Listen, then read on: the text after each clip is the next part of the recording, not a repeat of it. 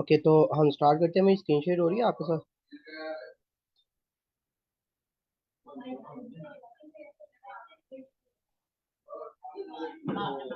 मेरी screen share हो रही है? जी जी जी जी सर। ओके। तो इसका सर लिंक शेयर कर दें पहले।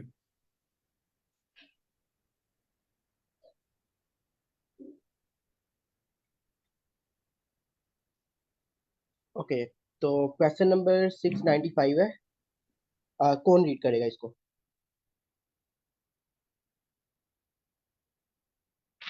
एनीवन? सर मैं रीड कर देता हूँ. You are given an M cross N binary matrix grid and island is a group of one connected four directionally horizontally or vertically.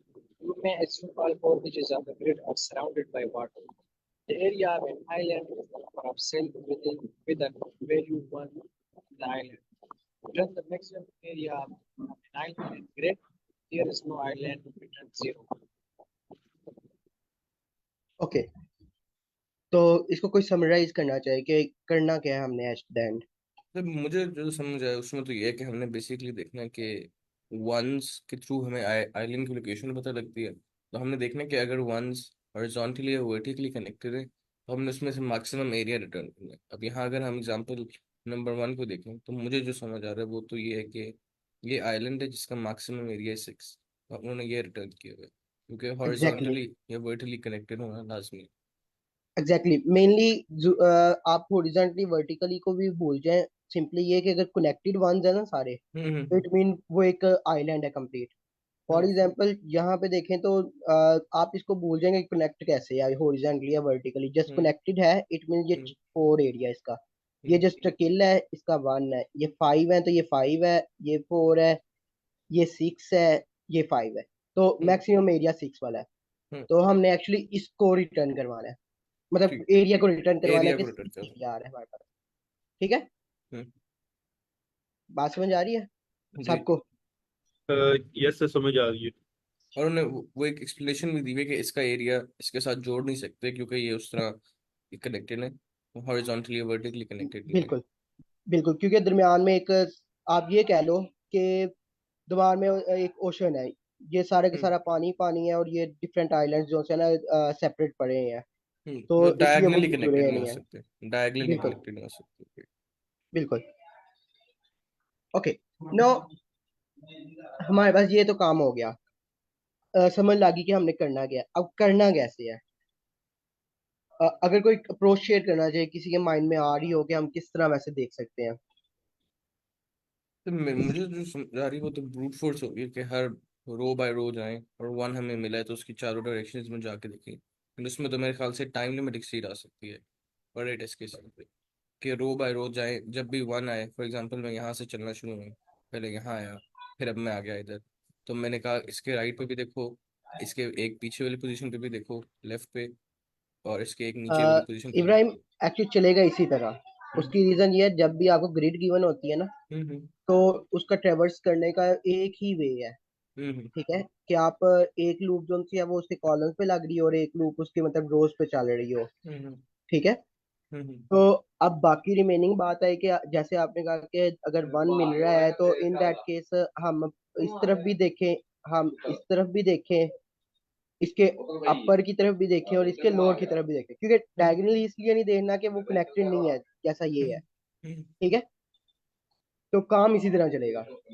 अब इतना तो क्लियर हो गया कि हमारा काम कैसे चलेगा जोन सा है। हम्म।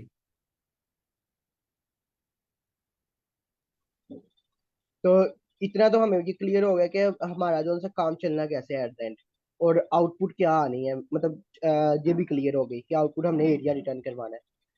अब बात करते हैं कोड कैसे होना है। जब भी आपको क्या हम लेते हैं, कोई मैट्रिक्स वगैरह की बात आ जाए ना, और उसमें ये काम करना हो कि आपने जिस तरह अभी इब्राहिम ने बात की कि हम लेफ्ट साइड पे देखें, लेफ्ट साइड पे देखें, राइट साइड पे देखें, अप देखें, डाउन देखें। आप क्या करते होते हो? एक डायरेक्शन वेक्टर बना लेते हो कि हमने किन किन डायरेक्शन में देखना है। ठीक है? बात समझ आ रही है? हम्म। और राइट नो ये डायरेक्शन वेक्टर क्योंकि चार डायरेक्शन में करना है तो इट मीन इसकी लेंथ 4 होगी। ठीक है, इसकी जो लेंथ होगी वो 4 होगी क्योंकि सिर्फ चार डायरेक्शन में देना, बट अगर डायगनली भी देना होता तो इन दैट केस ये 8 पे चला जाता। ठीक है। तो डायरेक्शन वेक्टर सेपरेट एरेज होंगी जो उसके। बिल्कुल एक सिंपल अरे होगी। मतलब फॉर हम्म एग्जांपल ये कह दो कि मैं इस जीरो पे खड़ा हूँ ना, या हम्म इस वन पे लेट्स सपोज खड़ा हूँ, तो इस वन का राइट नो ये जो पोजीशन है ये 0 0 है। हम्म मैं इसको ना जरा इधर बड़ा तरह करके लाता हूँ, सेंटर में खड़ा हूँ। हम्म, ठीक है। और ठीक ये जो पोजीशन है ये 0 0 है। ये ठीक। मेरे पास एक्स डायरेक्शन है।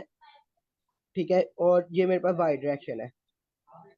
अगर मैंने एक्स में मतलब मूव करना है on the right side, it mean मैं एक्स वाला जो सा कॉलम है ना, मतलब एक्स वाली जो कोऑर्डिनेट है उसमें +1 करूंगा और वो 0 हो जाएगा। ठीक है। हम्म हम्म और अगर मैंने एक्स के मतलब लेफ्ट साइड पे मूव करना है तो इट मीन मैं एक्स में -1 करूंगा और वाई 0 ही रहेगा। ठीक है। ठीक और अगर मैंने वाई में अप जाना है तो इन दैट केस एक्स में ना 0 ही रहेगा बट वाई में प्लस हो जाएगा। ठीक। और नीचे नहीं तो नेगेटिव हो जाएगा। 0 और -1 हो जाएगा।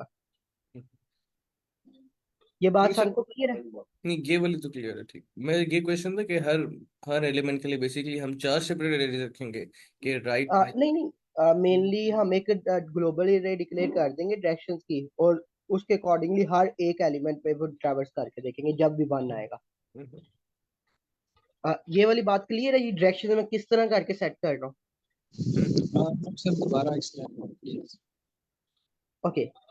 मैं ये कह रहा हूँ आपका जो भी करंट बॉक्स है ना, उसको आप ये सपोज करें कि वो मैथ के अंदर कोऑर्डिनेट 0 0 है। ठीक है। मतलब जैसे ये कार्टेशियन प्रोडक्ट सिर्फ कोऑर्डिनेट हमने बनाया है, टू प्लेन बनाया है। ठीक है। टू डिमेंशन प्लेन है। तो अगर आपने एक्स में राइट साइड पे मूव करना है ना, ये हमारे पास राइट साइड है। ठीक है। ये हमारे पास लेफ्ट साइड है। ये हमारे पास अप साइड है। और ये हमारे पास डाउन साइड है। ठीक है।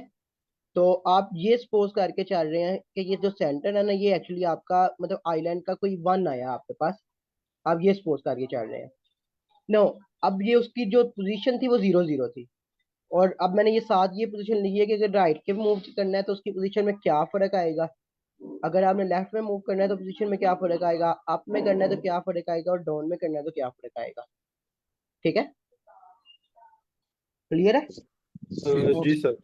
सर ये अगर ग्रिड में हम को जो भी वन पर आइटरेट करेंगे तो सबके लिए ये पोर्शन वन। सबके लिए सेम होगा ये। मतलब for example in simple word ये है, मैंने अभी इस ब्लॉक की बात किया ना या इस ब्लॉक की बात की है, तो उन ब्लॉक के अंदर वैल्यूज की नहीं अभी बात हो रही, उनकी जस्ट पोजीशन की बात हो रही है। फॉर एग्जांपल मैं इस ब्लॉक के ऊपर बात करता हूँ, ये वाले ब्लॉक के ऊपर मैं कलर चेंज कर देता हूँ। भाई ये जो सा ना ये वाले ब्लॉक की बात कर रहा हूँ, इसके accordingly on the right side जो पोजीशन है ये वाली, ये क्या है, एक्स में +1 और वाई में 0। और ये वाले जो सी ब्लॉक की पोजीशन है, वाई में एक्स में -1 और वाई में 0। ऊपर वाले ब्लॉक की पोजीशन क्या है कि 0 एक्स में और वाई में +1, और नीचे वाले ब्लॉक की क्या है, 0 और -1। बात समझ आ रही है? जी सर। अंदर अभी वैल्यूज की बात नहीं हो रही, वैल्यूज क्या आई हैं क्या नहीं आई, अभी जस्ट पोजीशन की बात हो रही है कि उसकी पोजीशन क्या क्या है। ठीक है। क्लियर इधर तक? किसी को कोई कंफ्यूजन हो? जी सर। ओके। अब ये तो हमें पता चल गया कि हमने मूव डायरेक्शन कैसे गेट करनी है, ये भी पता चल गया। अब अगर मैं लेट्स सपोज इस जगह पे इस कॉर्नर पे खड़ा हूँ, तो इससे आगे तो ग्रिड नहीं ना है, अभी ऐसे ही है, ऐसे ही है।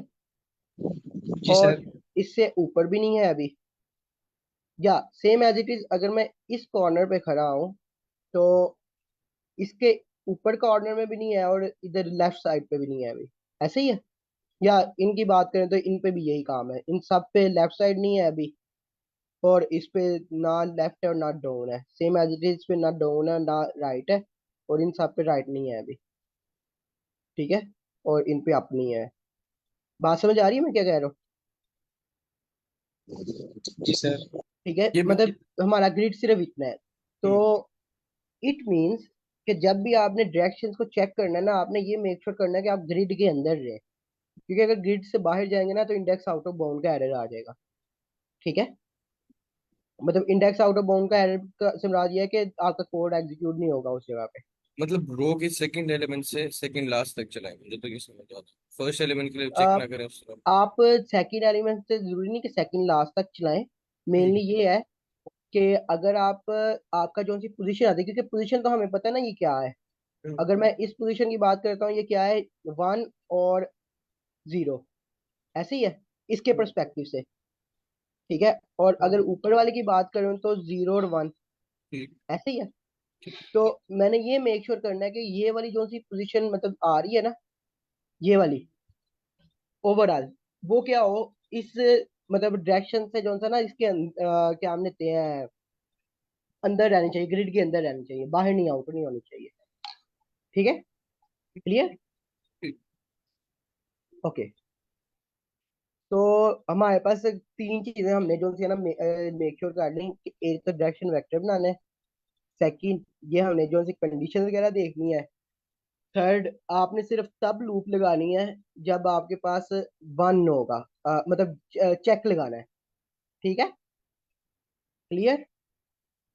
ठीक। ओके, बेसिकली इटरेट करेंगे और जब वन आएगा तब हम ये डायरेक्शन वेक्टर वाली चीजें बिल्कुल, करेंगे। तब डायरेक्शन वेक्टर को हमने ना मेनली यूज करना है। ठीक है, बात समझ आ रही है। जी। सर काइंडली रिपीट कर दे, इसकी थोड़ी कंफ्यूजन हो रही है, सही से समझ नहीं आया। ओके, मैं दोबारा एक दफा रिपीट करता हूँ। मैंने ये कहा कि आपके पास जो ग्रिड गिवन है वो एक स्पेसिफिक एरिया गिवन है। ठीक है, अगर हम उस एरिया से बाहर चले जाते हैं तो इट मीन्स वो कंप्यूटर को एक्सेसिबल नहीं होगा हमारे कोड को। तो हमने ये मेक श्योर करना है कि ये जो से हमारे पास डिफरेंट कोऑर्डिनेट्स आ रहे हैं या डिफरेंट पोजीशंस आ रही हैं वो ग्रिड के अंदर वाली हो, बाहर ना हो। ठीक है, उसके लिए हमने ये मेक श्योर किया कि ये जो सी हमारे पास ये वाली पोजीशन आई है ना, अगर हम इस पोजीशन की बात करें तो ये एज अ कॉलम वाइज के अंदर इसकी जो सी पोजीशन है लेंथ ऑफ कॉलम से कम होनी चाहिए। ठीक है, और अगर रो की बात कर रहे हैं तो इसकी जो सी पोजीशन है वो रो से कम होनी चाहिए। ठीक है, क्योंकि ऑन द बॉटम साइड जो सा ये रोज है, इस साइड की तरफ अगर आप बात करें तो ये सारी की सारी रोज है, और अगर आप इस साइड की तरफ सारी बात करें तो ये सारे के सारे कॉलम है। ठीक है, बात समझ आ रही है। जी सर, मतलब कि अगर हमारे पास ये रोज के लास्ट वाला एलिमेंट जो है वो विद इन ग्रिड आना चाहिए, उससे बिल्कुल, बाहर अगर उसके बाहर लिमिट्स। जाएंगे तो हमें मिलेगा नहीं ना कुछ भी। Okay sir, okay. मेनली मतलब यही एक चेक करना है हमने। हम उस पे फॉर एग्जांपल अगर हम इसकी लेंथ से एक्सीड नहीं होना चाहिए, रो की एक्सीड और बिल्कुल, कॉलम। बिल्कुल। Okay, okay. मतलब इसमें मुझे जो समझ आई है, आखिरी एलिमेंट को हम इटरेट फिर भी करेंगे, ये नहीं होगा कि हम स्किप कर देंगे, बस आखिरी बिल्कुल, एलिमेंट के लिए सिर्फ नीचे वाला कॉल नहीं चेक करेंगे। करेंगे, कॉल नहीं करेंगे आगे नहीं मजीद फर्दर। लेकिन नहीं सर, नीचे वाला चेक नहीं करना चाहिए आखिरी एलिमेंट के लिए, क्योंकि वो तो फिर भी नीचे वैलिड वाला है। करेंगे, यहाँ पे एक चेक करेंगे, होगा उससे, और यहाँ लेफ्ट पे वाला। भी करेंगे। ठीक है, और माइट भी अगर यहाँ पे 1 होता तो यहाँ पे भी करते। ठीक। ठीक है, तो दो बट चेक्स कम हो। ऑन द यहाँ ऑन द राइट और अप साइड पे ना करते। ठीक। मतलब जिस जगह पे पोजीशन वैलिड है ना वहां पे करेंगे कॉल, जहाँ पे वैलिड नहीं है वहां पे नहीं मजीद आगे करेंगे। ठीक। ठीक है, ठीक। ओके। तो अब हम जो है ना इसका कोड राइट करते हैं। मैं इसको इधर राइट ही रहने दूं। अच्छा, Let's एक्सक्यूज मी सर। जी। सर मेरा एक बेसिक क्वेश्चन है कि हम ये लीड कोड जो है ना, ये इसका इनिशियल स्टेज कौन सा है, मीन्स कहाँ से हम स्टार्ट करें, कौन सा मॉड्यूल पहला। मेरा आज फर्स्ट क्लास है, मुझे इतना आइडिया नहीं है ओके, आप अगर बेसिकली अभी शुरू कर रहे हैं ना तो बेटर ये है कि आप इजी क्वेश्चन से ही स्टार्ट करें, और इजी के अंदर भी ये देख लें कि अरे के कौन से हैं, स्ट्रिंग के कौन से हैं। ठीक है, अच्छा, मैंने लॉगिन किया था उसमें, मैंने इस तरह इजी को सेलेक्ट किया था, लेकिन ठीक है। उसमें जो प्रॉब्लम आ रहे थे वो मुझे ऐसा लग रहा है कि ये तो बहुत टफ और डिफरेंट डिफिकल्ट प्रॉब्लम, जैसे कि फॉर एग्जांपल लास्ट टाइम मैंने लॉगिन प्रॉब्लम सॉल्व कर रहा था, तो उसमें जो सजेस्ट हुआ था वो मैं देख रहा था, तो उसमें एक सॉर्टिंग का एल्गोरिदम मांग रहा था कि उसमें मीन्स कि इन लागिनस का वर्स्ट केस। ओके, मैं आपको ये बताता हूँ। सिंपली आपने प्रॉब्लम्स पे आना है। यहाँ पे आके ये डिफिकल्टी लिखी है, डिफिकल्टी को इजी कर लेना। ठीक है, इजी करने के बाद ये ऑल पॉसिबल कम्बिनेशन एक्चुअली के, बट आपने जो सा ना इधर टैग के अंदर आके सिंपल अरे वगैरह को कर लेना है। ठीक है, अरे कर लें या सिंपल मैथ्स के क्वेश्चन कर लें। मैं अरे पे क्लिक करता हूँ। अब जो फिल्टर हुए हैं ना वो सारे अरे के ही क्वेश्चन है। ठीक है, तो लेट्स सपोज ठीक मैं है टू सम सर। करता हूँ। अब टू सम मैंने ओपन किया है। ये सिंपल क्वेश्चन जो है ना वो पहले डिस्क्रिप्शन में आ रहा है, जैसे अभी हमने डिस्क्रिप्शन समझी है, और देन आपने इसका राइट कोड राइट करना है। ठीक है, ठीक है सर। तो अच्छा। अभी आपने सर स्टार्ट किया है लीड कोड। मैंने स्टार्ट किया था हाँ, लेकिन उसमें जो आ रहे थे ना वो बहुत डिफिकल्ट थे, तो मैं सोच रहा था कि उसमें कोई ऐसा मॉड्यूल होगा कि मीन्स उसको हम कहें कि ये इनिशियली स्टेज पे है या स्टार्ट से आप मुझे बता सकते हैं आपको कितनी देर हुई है मतलब लीड कोड करते हुए? कितने देर। जी, कितनी देर मतलब आपको स्टार्ट किए हुए हुआ है? वैसे एक वीक हो गया था, लेकिन मैंने जो प्रॉब्लम 2 साल किए थे वो अ, कुछ दिन हो गए दरमियान में, क्योंकि वो जो आ रहे थे वो बहुत डिफिकल्ट आ रहे थे। फिर मैंने सोचा कि उसके लिए दोबारा जो है ना, या तो एडवांस लर्निंग एल्गोरिथम या डेटा स्ट्रक्चर पड़ेगा, या स्टार्ट स्टार्ट में से ही उसको कोई ओके, ऐसा मॉड्यूल ढूंढेंगे कि। आपने इस बात की ना टेंशन ले, मेनली अभी न्यूरॉन्स नहीं बिल्ड हुए भी। ठीक है, आपने कहा ना आपको वीक हुआ स्टार्ट हुए, तो अप्रोक्सीमेटली 2 to 3 मंथ आप रेगुलर रहें, आपको ऑटोमेटिकली आइडिया शुरू हो जाएगा कि कैसे करके काम चल रहा है। ठीक है, मेनली उसके ये सारे वो प्रॉब्लम है जो इंटरव्यू में आते हैं, मतलब नॉर्मल प्रॉब्लम नहीं है सारे। ठीक है, अच्छा। तो इस ठीक वजह से आपको लग रहा होगा कि डिफिकल्ट है। ठीक है, तो फिर हम सिर्फ एरे से स्टार्ट करें या मैट्रिक्स से, मीन्स इस दोनों में कोई ऐसा है। इधर जो है ना डिफरेंट जो से सेशन चलते हैं, जिसमें कहीं पे इजी हो रहा होता है, कहीं पे मीडियम हो रहा होता है, हर सेशन में डिफरेंट क्वेश्चन हो रहा होता है। आप बेशक सब भी देखेंगे ना। फॉर एग्जाम्पल अभी मैंने आपको ये सारा कंप्लीट समझाया, आपको लॉजिक बिल्ड हुई है कैसे करके जी काम सर। चलेगा। ठीक है, अभी इनिशियल स्टेप यही है कि आपको बस इतना समझ आएगा कि ये कैसे सोल्व होगा। अभी कोडिंग का आप रहने दे बेशक। ठीक है, नो, अब ठीक है सर। सेकंड स्टेप ये है, मैं अभी कोड राइट करूंगा। ठीक है, आपको कुछ कोड माइट भी समझ आए कुछ ना आए। ठीक है, उसमें कोई मसला नहीं है। आप सिंपली उसको डिबगर में करें रन जाके। ठीक है, तो डिबगर के अंदर वन बाय वन स्टेप करके देखें कि आपको क्या आउटपुट आ रही है हर स्टेप के ऊपर। ठीक है, ठीक है। तो देन आपको एक आइडिया बिल्ड होना शुरू हो जाएगा कि किस तरह करके जो है ना कोड राइट होता है फिर। ठीक है, सही है, ठीक है sir. Thank you. Okay. No, अब हमने पूरे के पूरे ग्रिड पे लूप लगाना है, तो फॉर आई इन रेंज, जो कि हमारे पास लेंथ हो ग्रिड पे चलेगी। ये आगे हमारे पास रो के ऊपर चलने के लिए। No, for J in range, ये हमारे पास चलेगी लेंथ ऑफ ग्रिड ऑफ 0। ठीक है, नो, इफ अगर हमारे पास ग्रिड का जो आई और जे वाला जो एलिमेंट है वो इक्वल इक्वल टू 1 आता है। ठीक है, इन दैट केस हमने जो है ना यहाँ पे एक्चुअली कैलकुलेशन करनी है। ठीक है, मतलब एरिया फाइंड करना है जो सा। इसकी लेंथ ऑफ ग्रिड 0 क्यों लिखा हुआ है ओके, सेकंड उससे फर्क ये पड़ेगा कि अगर आप सिंपल लेंथ ऑफ ग्रिड करते हैं ना, तो में? लेंथ ऑफ ग्रिड देता है रोज का जो सा साइज है। बट यहाँ पे अनइवन है कि कॉलम ज्यादा हो सकते हैं, रो कम हो सकती है। तो अगर आप length of grid at index 0 करोगे तो वो कॉलम का लेगा, और ये करोगे तो वो रो का लेगा। ठीक है, तो ये साथ साथ लूप पे चेंज नहीं करना होगा हर दफा है, वरना हम अच्छा ये ज्यूम करेंगे कॉलम की लेंथ सेम रहेगी। अगर ग्रिड हो ना, ग्रिड ग्रिड के हम्म। अंदर कॉलम्स की लेंथ सेम रहती है, ठीक। अगर ग्रिड की बात है। ठीक हम्म। है, तो बट रोज और कॉलम की डिफरेंट हो सकती है, ऐसा हो सकता है। तो अभी हम यही सपोज करके चल रहे हैं कि क्योंकि उसने ग्रिड खुद कहा है। ठीक है, तो इट मीन वो अगर एक दफा कॉलम की डायरेक्ट लेंथ 10 है तो 10 ही रहेगी हर रो के ऊपर। ठीक है, ठीक। ओके। तो अब जो अच्छा हम आगे मूव करते हैं कैलकुलेट एरिया की तरफ। अब अभी अभी जो सी मैंने बात की थी कि हमने कैलकुलेट एरिया तभी कॉल करना है जब ग्रिड की वैल्यू 1 होगी, वो मैंने ऊपर कंडीशन लगा ली है, ऐसे ही है, हम्म, ठीक है। दो, अब एक मुझे वेरिएबल चाहिए जो ये मेक श्योर कर रहा होगा कि मैक्सिमम एरिया कितना है, ठीक है। तो मैं इधर एक मैक्सिमम एरिया के नाम से बना लेता हूँ, जो कि फिर मुझे मैक्सिमम चाहिए तो मैं मिनिमम से इनिशिएट कर देता हूँ, ठीक है। मिनिमम से मैंने इनिशिएट कर दिया कि अभी बाय डिफॉल्ट मेरा एरिया बिल्कुल जीरो है, लेकिन एरिया जैसे जैसे आगे होगा तो उसको मैं मैक्स करता जाऊंगा, मैक्सिमाइज करता जाऊंगा, ठीक है।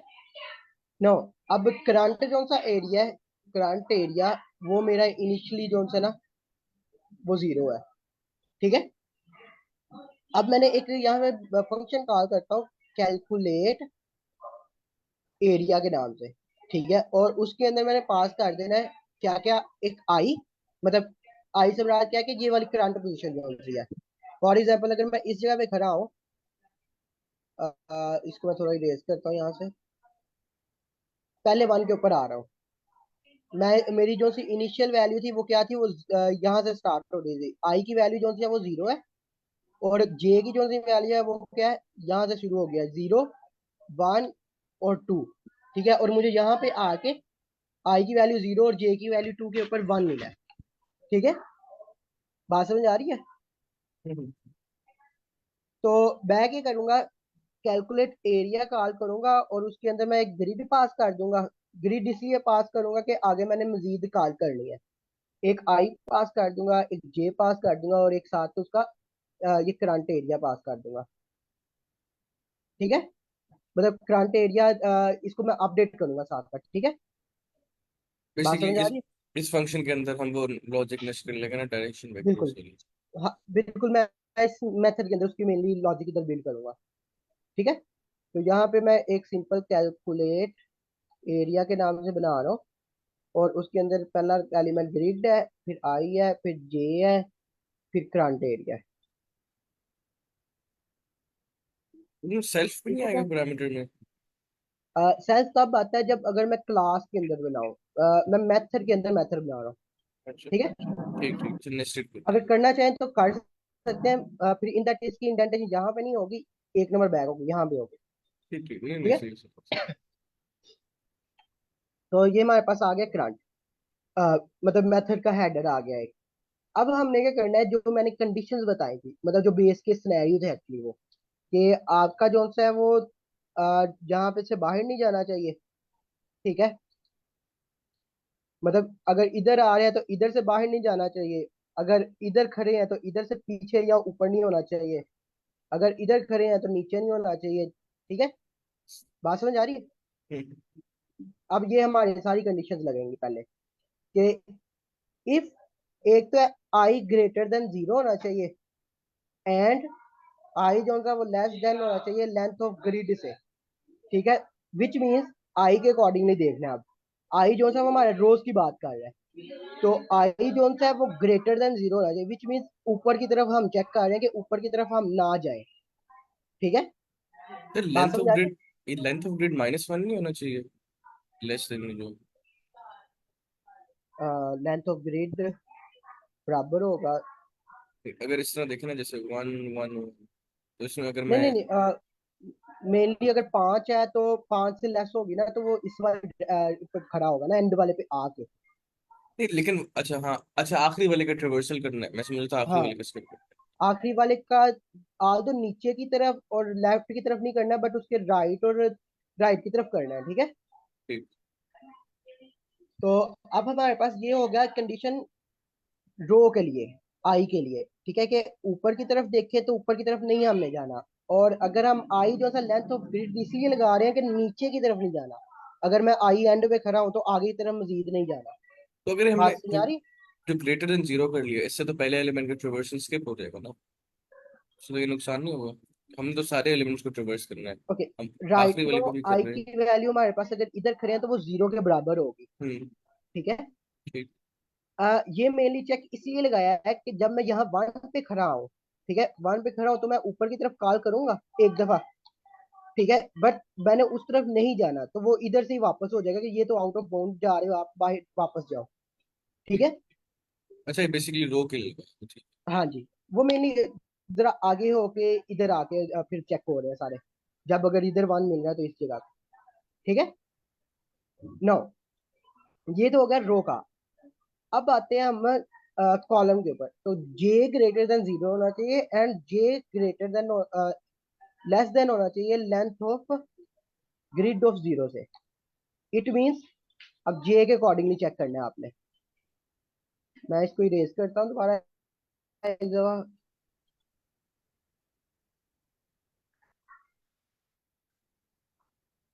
ओके, तो हमारे पास जे की जो सी वैल्यू है ना वो यहाँ से स्टार्ट हो रही है एक तरह से। बल्कि आप ऊपर से बेशक कह लें या नीचे है वही चीज है, ठीक है। इसका मतलब यह है कि ग्रेटर देन 0 से मतलब यह है कि लेफ्ट से अंदर होना चाहिए, ठीक है। लेफ्ट से अंदर रहना चाहिए, बाहर या इक्वल टू 0, ठीक है। ठीक। ये की जो सी वैल्यू है वो हमारे पास ये total length of grid of I के बराबर है। ग्रिड ऑफ 0 जो सा, ठीक है, इसकी लेंथ के बराबर है, तो इससे पीछे रहना चाहिए। क्लियर? बात समझ आ रही है? नहीं नहीं सर, ये वाला समझ गया। रिपीट। ओके,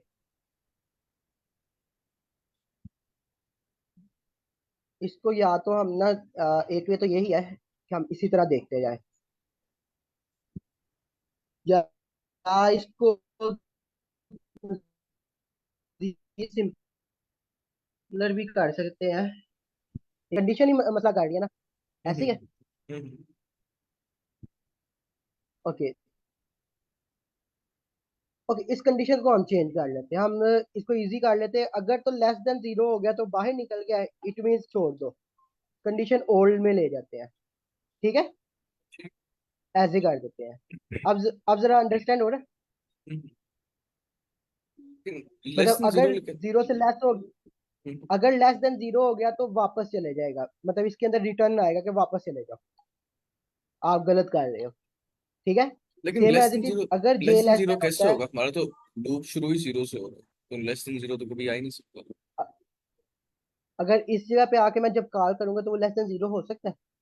फॉर एग्जाम्पल इस 1 के ऊपर आके करता हूँ, यहाँ पे तो 0 से मैं शुरू कर रहा हूँ, ओके। हम्म। बट इस जगह पे आके जब मैं डायरेक्शन वेक्टर, अभी डायरेक्शन वेक्टर भी एक रह गया, वो मिस कर गया बीच में, वो भी बनाना है। जब मैं डायरेक्शन वेक्टर को अप की तरफ जो सा कॉल करूंगा एक दफा, तो यहाँ पे वो आउट ऑफ बाउंड हो गया यहाँ पे, हम्म। ठीक है। तो इन दैट केस जो है ना मेरा ये काम आएगी कंडीशन जो सी है आई लेस देन 0 वाली, ठीक है। तो अब आई होप सो कि जरा इजी कंडीशन अब हुई है, क्योंकि पहले एंड मैंने इसके अंदर कोड लिखना था, अब इसके बाहर लिखो और यहाँ पे रिटर्न कर दिया जस्ट मैंने, ठीक है। इतना क्लियर है? सर एक्सक्यूज मी सर, ठीक। सर इसको एक्सप्लेन कर दे, समझ नहीं आ रही इसकी। ये जो आपने जो एक फंक्शन कॉल की कैलकुलेट एरिया का, इसकी समझ नहीं है। इसमें आपने जो एफ वाली कंडीशन डाली है, ये दोबारा समझा दे प्लीज।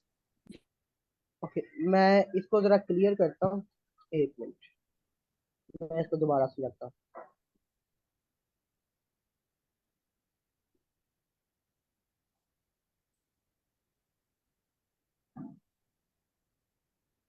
ओके, आपको डायरेक्शन का तो पता चल गया था ना, ये वाला काम तो है ना। जी सर, जी सर। ओके, मैं ये कह रहा हूँ आई जो सा ना, हमारा जो आई वेरिएबल है वो क्या है, वो रो को हैंडल कर रहा है, ठीक है, इस तरफ को, रोज को। और जो जे वेरिएबल है ना वो हमारा हैंडल कर रहा है कॉलम्स को, ठीक है। क्लियर इधर जी तक? सर। अब अगर मैं इस पोजीशन की बात करूं तो ये पोजीशन कौन सी है, ये वाली, तो ये जीरो 0 जीरो। 0, जी सर। 0 और 0। नाउ अगर मैं इससे ऊपर की तरफ देखूं तो आई लेस देन 0 हो जाएगा, ऐसे ही है, ऊपर की जी तरफ सर। देखूं। और अगर मैं जे को पीछे की तरफ देखूं तो जे लेस देन 0 हो जाएगा, ऐसे ही है। जी सर। तो इट मीन मैं बाहर निकल जाऊंगा ग्रिड से, इस कॉर्नर से। अभी मैं इस कॉर्नर की बात कर रहा हूँ, ऐसे ही है। जी सर। तो ये दो जो कंडीशन है ना, एक कंडीशन ये वाली आई जो सा वो लेस देन जीरो, और जे जो सा वो लेस देन जीरो, ये इस चीज को हैंडल कर रही है। ठीक है, क्लियर? जी सर। नो, अगर मैं इस कॉर्नर पे खड़ा हूं और अब इस कॉर्नर पे वैसे मेरे पास वैल्यू कितनी आ रही है, 0 1 2 3 4 5 6 7 8 9 10 11 12 12। इंडेक्स की वैल्यू आई जो सी है ना, वो आई की वैल्यू 0 है और जे की वैल्यू 12 है। ठीक है, और टोटल वैसे लेंथ जो है वो 13 है। क्लियर है? मैंने ये काउंट जी किया, टोटल लेंथ 13 है, लेकिन इंडेक्स 0 से लेके 12 तक है। ठीक है। जी सर। नो, अब अगर मैं ऊपर की तरफ देखूं तो आई के अंदर अगेन जो है वो अगर मैं कम करता हूं तो 0 से कम हो जाएगा, ऐसे ही है आई में।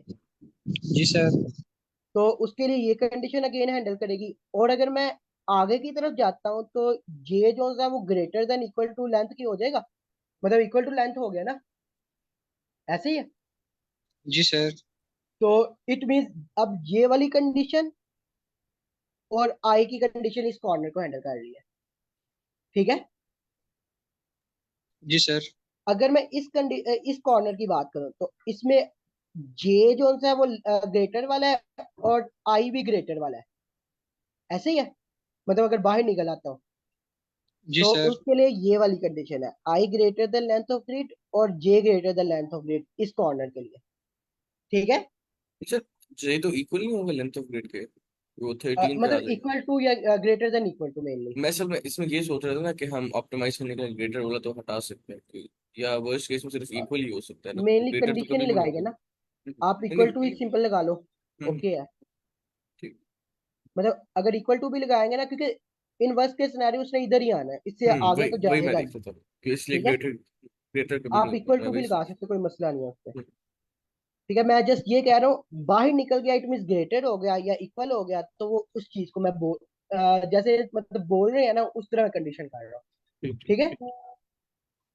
सेम एज इट इज अगर इस कॉर्नर की बात करें तो जे जो है वो लेस देन जीरो की बात कर रहा है और आई ग्रेटर देन वाले की बात कर रहा है, ऐसे ही है।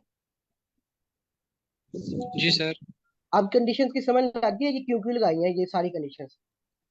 जी सर।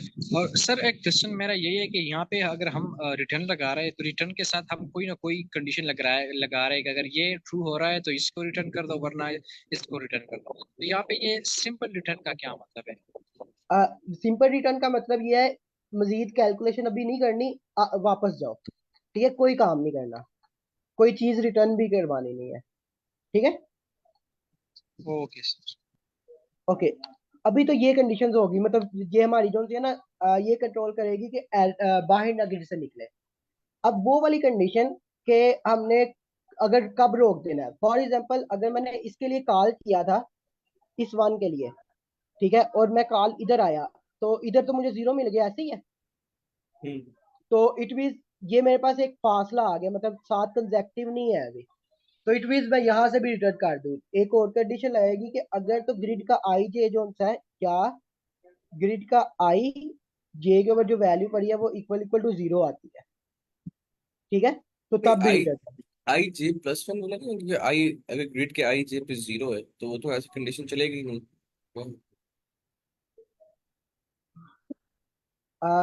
राइट नो, अगर मैं करंट भेज रहा हूँ तो उसके लिए तो अभी कंडीशन आगे जाएगा ना। हम्म, अगर मैं अभी आगे मैंने मजीद आई प्लस वन करके भेजना है, न्यू रो न्यू कॉलम करके, ठीक है, तो उसके इससे लिए पहले पहले मतलब इधर हम इंक्रीमेंट करके भेजेंगे, ठीक ठीक वो बिल्कुल मुझे समझ। इंक्रीमेंट करके भेजेंगे उसके लिए। उससे पहले डायरेक्शंस का एक ना रो बना लेते हैं। पहली जो सी डायरेक्शन है वो मेरे पास मतलब रो में जीरो हुआ ये। दूसरी डायरेक्शन क्या थी, -1 और जीरो। तीसरी क्या थी, जीरो और वन। जीरो और चौथी क्या थी, वन, जीरो जीरो और माइनस। -1। ठीक हो गया, ये चार जो सी डायरेक्शन हमारे पास थे, ये मैंने वो राइट कर ली एक अरे के अंदर। नाउ अब मेरे पास जो सा ना ये बेस केस सिनेरियो भी बन गया। अब मैंने जो सा ना मेनली एक्चुअली कैलकुलेशन की तरफ आ रहा हूँ, ठीक है, इंक्रीमेंटली कैलकुलेशन की तरफ आ रहा हूँ। नो, अब मैंने ये किया क्योंकि ये मेरा मैंने ये ट्रेवर्स कर लिया ना, ऐसे ही है। फॉर एग्जाम्पल मैं इसको चेक कर चुका, तो अब मैं इधर आ रहा हूँ।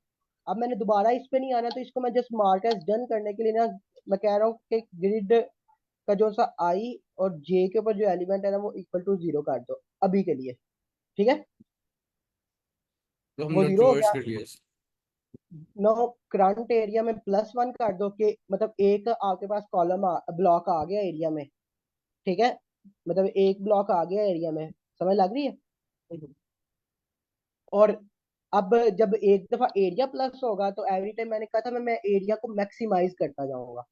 तो मैक्स के साथ इधर कर आके मैक्स एरिया जो सा है वो इक्वल टू मैक्सिमम ऑफ जो मैक्स एरिया है, ठीक है, कोमा जो करंट एरिया, मतलब जो भी मैक्सिमम होगा एक्चुअली वो मेरे पास एरिया में आंसर आ जाएगा। बात समझ आ रही है। दिया। फॉर एग्जाम्पल अगर पहले 0 था, अब एक का आ गया, इट मीन एक तो ब्लॉक हो गया ना, एरिया एक हो गया है, ठीक है, तो एरिया 1 हो जाएगा। अगर मैं इस पे आऊंगा तो वो पहले एरिया 1 रहा था, लेकिन अब 4 हो जाएगा। इस पे आऊंगा तो 4 रहेगा, इस पे आऊंगा तो 4 रहेगा, लेकिन जब इस पे आऊंगा तो अगेन 6 हो जाएगा, मतलब 5 के बाद 6 हो जाएगा, ठीक है, इंक्रीमेंट होता जाएगा, मैक्सिमाइज होता जाएगा। नो, अब वो वाली कंडीशन जो सी हम कह रहे थे कि बार बार डायरेक्शन के लिए कॉल करें, तो मैं ये कह रहा हूँ फॉर डायरेक्शन इन डायरेक्शंस, ठीक है, और न्यू कॉलम, या पहले न्यू रो कह देते हैं कि न्यू रो कौन सी है, जो सी मेरे पास आई होगा उसमें मैंने प्लस करना है जो भी मेरे पास डायरेक्शंस का 0 वाला इंडेक्स होगा, डायरेक्शन का 0 वाला इंडेक्स होगा। बात समझ आ रही है। मतलब डायरेक्शन जो डायरेक्शंस में से एक एलिमेंट अभी पिक किया पहली दफा, हम्म, जो कि आप ये कह लो कि पहले आइट्रेशन के ऊपर ये वैल्यू मेरे पास आई, हम्म, उसके अंदर जो पहला एलिमेंट है वो एक्स को डिनोट कर रहा है, मतलब रो को डिनोट कर रहा है, ठीक है, रो को रो डिनोट में कर रहा है, रो और एक दूसरा आगे कर कॉलम दी। को है। तो वो मैंने उसको प्लस किया, और न्यू कॉलम जे को जे में प्लस किया डायरेक्शन और उसका 1 वाला इंडेक्स। समझ लग गई। ये सबको क्लियर है अभी तक। हम्म। कोई बात इन 4-5 लाइनों में क्लियर ना हुई हो। सर ये इंक्रीमेंट वाला समझ आ गया, डायरेक्शन जीरो डायरेक्शन वन वाला नहीं समझ आया। ओके, बाय डिफॉल्ट इसको अगर हम बात करें तो ये कौन कौन सा इंडेक्स है इसके अंदर, इस टप्पल के अंदर, ओके, जीरो और वन। 0 और 1, ठीक है। तो ठीक है। 0 के ऊपर क्या है, रो पड़ी है, और 1 के ऊपर क्या बड़ा है, कॉलम बड़ा है, ठीक है। तो अगर मैंने न्यू रो बनाना है तो इट मीन अगर मेरे पास करंट 0 था, तो 0 में +1 किया आगे की तरफ जाने के लिए, तो यहाँ पे आ गया, ठीक है, ठीक और कॉलम में आगे की जाने के लिए मैंने यहाँ पे प्लस कर दिया, ठीक है। ये मेनली बारी बारी डायरेक्शन प्लस होगी।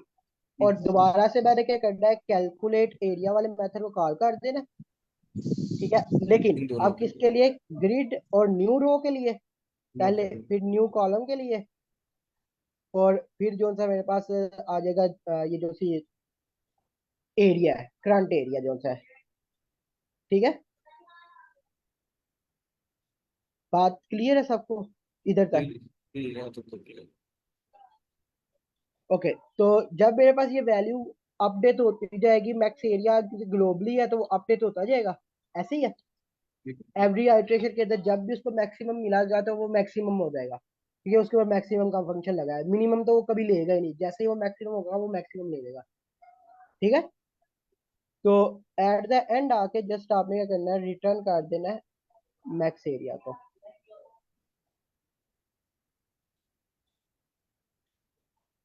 ये क्वेश्चन क्लियर है सबको। जी जी सर।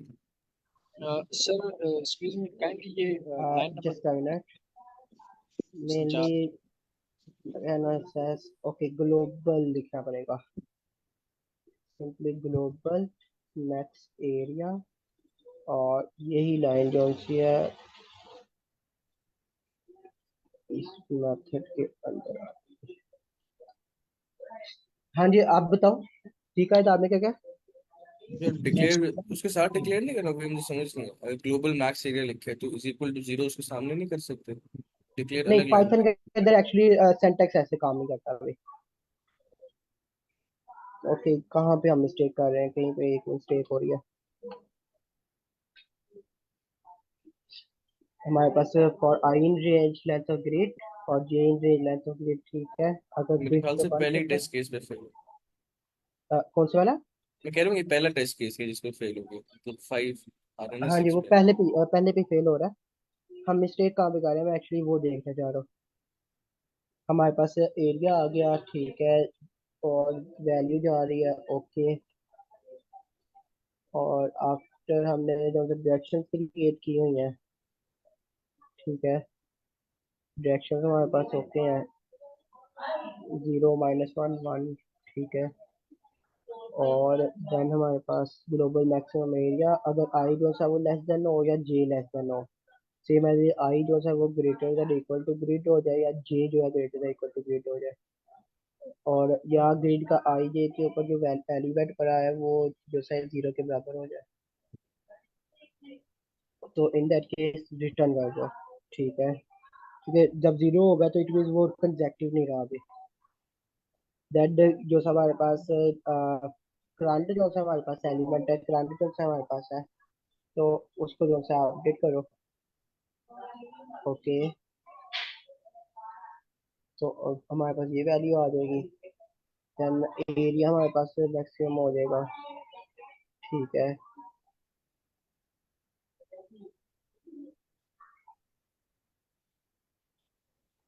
काट तो हम ठीक रहे हैं, कहाँ पे मिस्टेक हो गई है? New row new column current area, हम मिस्टेक कहाँ पे कर गए हैं?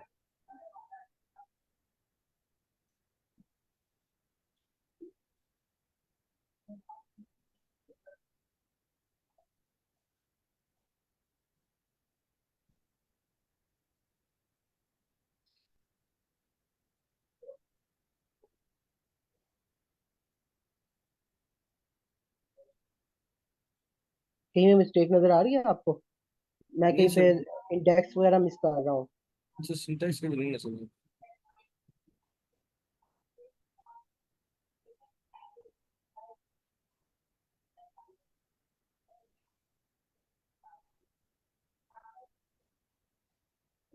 ओके, हमारे पास वैल्यूज तो ठीक जा रही हैं। ओके, यहाँ पे अगर मैं इसको ये करके इसको अगर -1 जरा करता हूँ, मतलब 0 की वजह से वो ये ना हो कि फाइंड ना कर आ रहा हो। नहीं, वो -1 से बिल्कुल ही खत्म हो गया है। ये रिकर्जन डेप्थ क्यों कह रहे हैं, इसमें हम रिकर्जन यूज कर अब रहे हैं। ये मेनली रिकर्सिव कॉल हो रही है ना, calculate hmm. Area. For example यहाँ पे पहली कॉल हो रही है, ये मेथड आया और उसके अंदर मजीद रिकर्सिव कॉल्स हो रही है। ओके। ये है। और और रीड का आई जी वाला जो एलिमेंट है वो इक्वल इक्वल टू -1।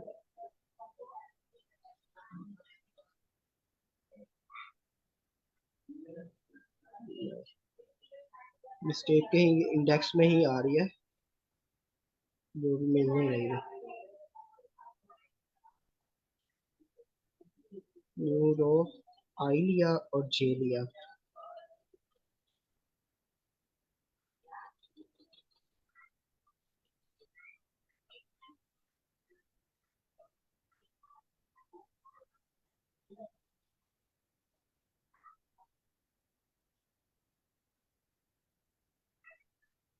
चलो आप डेस्क प्रेसर को स्टार्ट करवाओ। मैं इसको जो सर देख के अभी कर देता हूँ सर, ठीक है।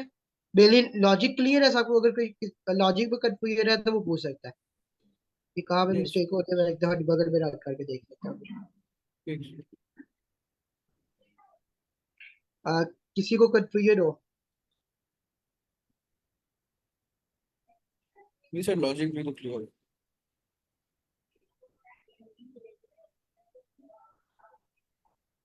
ओके, तो जी सर, आप स्टार्ट कर सकते हो। मैं ये जो सर अपडेट करके स्लैक पे शेयर कर दूंगा, ठीक है।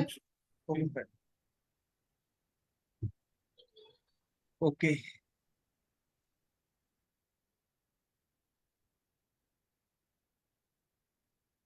1 minute.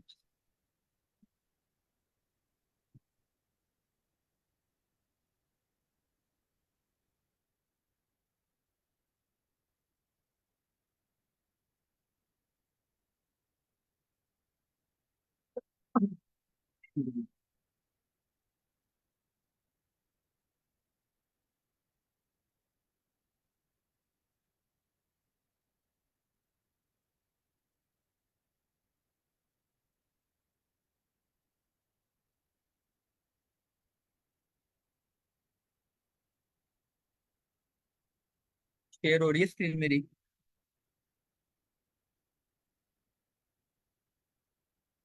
स्क्रीन मेरी शेयर हो रही है ना? और आवाज वगैरह भी मेरी आ रही है? Yes sir. ओके।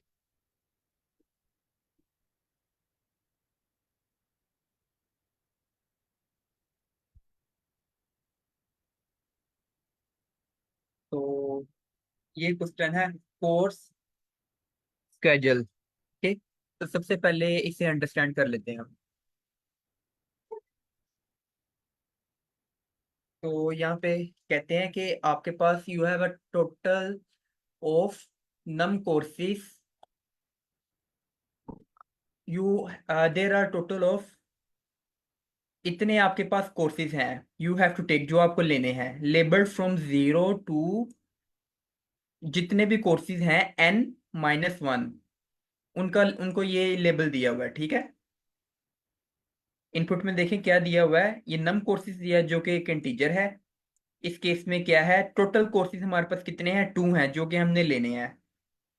और एक और हमें एक लिस्ट ऑफ लिस्ट दी हुई है, एक लिस्ट के अंदर लिस्ट्स होंगी, और उसको इन्होंने कह दिया प्री रिक्विजिट कह दिया है।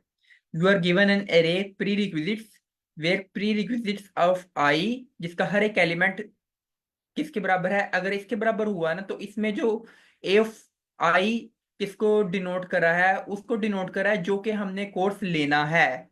और बी ऑफ आई किसको ले रिप्रेजेंट करा है, वो उससे रिप्रेजेंट करा है जो लाजमी है ए ऑफ आई के लिए। तो इसका क्या मतलब हुआ, indicate that you must take course B of I first if you want to take course A of आई।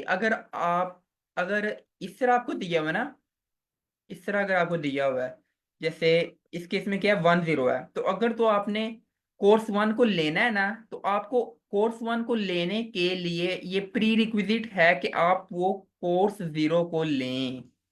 ठीक है, तो इसका ये मतलब हो गया। ठीक है, तो अच्छा एग्जाम्पल इन दे दिया, द पेयर, ये एक पेयर इसको कंसीडर करें, indicates that to take course 0 you have to first take course 1। तो इस लिस्ट का क्या मतलब हुआ कि अगर हमें इस तरह का वो दिया हुआ हो, तो इसमें ना इसका ये मतलब है कि अगर हमने वो लेना है, अगर हमने 0 कोर्स लेना है ना, 0 कोर्स को लेना है, तो उसके लिए हमें फर्स्ट कोर्स को, इस कोर्स को कवर करना पड़ेगा जो भी दूसरे नंबर पर दिया हुआ हो। ठीक है, तो return true if you can finish all the courses, अगर आप इन सारे कोर्सेज को खत्म कर सकें, ये जितने भी कोर्सेज आपको दिए हुए हैं अगर आप इनको खत्म कर सके तो आपने ट्रू रिटर्न कर देना है, वरना आपने फॉल्स रिटर्न करना है। जैसे ये एग्जांपल को लेते हैं, तो यहाँ पे क्या दिया है कि, यहाँ पे क्या है कि आ, 2 कोर्सेज हमने लेने हैं ना, टोटल नंबर ऑफ कोर्सेज क्या है 2, टोटल नंबर ऑफ कोर्सेज क्या है 2। तो पहले इसी को ले लेते हैं, इसी को ले लेते हैं फर्स्ट एग्जांपल को। ठीक है, तो देखिए यहाँ पे टोटल नंबर ऑफ कोर्सेज क्या है 2 है, और प्री रिक्विजिट क्या है 1,0। यानी अगर हमने कोर्स 1 को लेना है ना, तो हमें पहले कोर्स 0 को कंप्लीट करना पड़ेगा। ठीक है, कोर्स 1 को अगर हमने लेना है तो पहले कोर्स 0 को करना पड़ेगा, कोर्स 0 को लेने के बाद फिर हम कोर्स 1 की तरफ वापिस आएंगे। ठीक है, तो इसका ये मतलब हुआ। तो देखिए हम ज्यादा से ज्यादा 2 कोर्सेज को ले सकते थे ना, एक ये कोर्स ये हो गया, एक कोर्स ये हो गया, तो 2 कोर्सेज हमारे पूरे हो गए, तो इसलिए हमने यहाँ पे ट्रू रिटर्न कर दिया है। एक्सप्लेनेशन में देखें, there are total of 2 courses to take, हम टोटल टू कोर्सेज हैं जिनको हम ले सकते हैं। To take course 1 you should have finished course 0। 1 को लेने के लिए हमें 0 को फिनिश करना होगा। ठीक है, तो अगर इस तरह ये मुमकिन है, तो that's why it is possible. अब हम दूसरी एग्जांपल को लेते हैं। तो इसमें हमें क्या दिया हुआ है कि इसमें दिया है टू कोर्सेज को हम ले सकते हैं, और प्री रिक्विजिट में हमें क्या दिया हुआ है 1001। यानी अगर अगर हमने कोर्स 1 को लेना है ना, तो उसके लिए हमें कोर्स 0 को कंप्लीट करना पड़ेगा पहले। ठीक है, कोर्स 0 को कंप्लीट करने के बाद हम कोर्स 1 की तरफ आएंगे। इसका यह मतलब हुआ पहली पहले एलिमेंट का। दूसरे एलिमेंट का मतलब है कि अगर हमने 0 को कंप्लीट करना है, तो उसके लिए पहले हमें 1 को कंप्लीट करना पड़ेगा। यानी 0 को कंप्लीट करने से पहले 1 को कंप्लीट करना पड़ेगा। 1 को कंप्लीट कर लिए, फिर 0 की तरफ हम आएंगे। ठीक है, तो देखें, तो ये एक लूप सी बन गई है। 0 को कंप्लीट करना है तो पहले हमें 1 को कंप्लीट करना पड़ेगा, और अगर हमने 1 को पहले कंप्लीट करना है तो फिर हमें 0 को कंप्लीट करना पड़ेगा। तो यहाँ पे एक साइकिल बन गया है।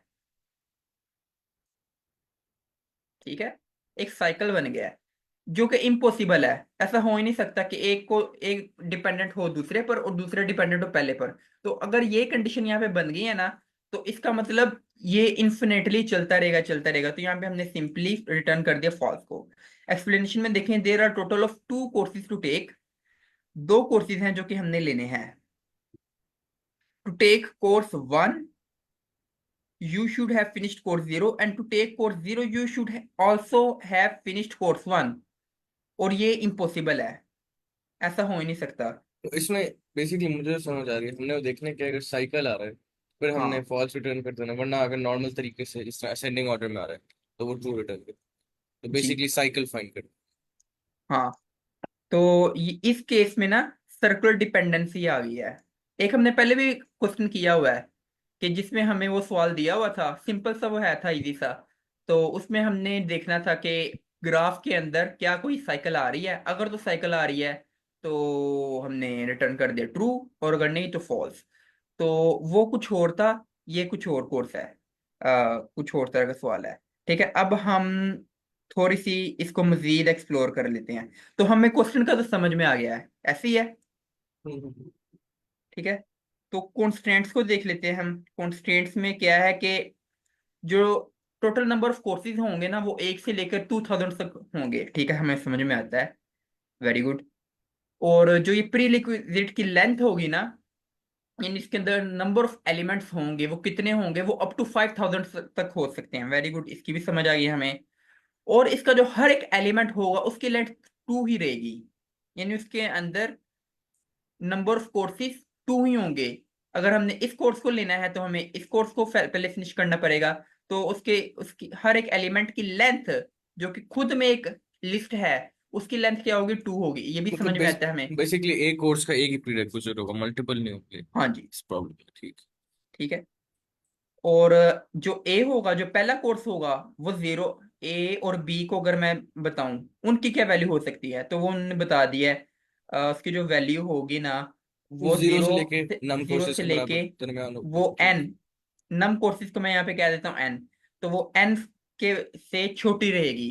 फर्स्ट करें, अगर यहाँ पे एन दिया होगा 5 ना, तो 0 1 2 3 4, 4 तक होगा। 0 से लेकर 4 तक यहाँ पे कोई भी वैल्यू आ सकती है।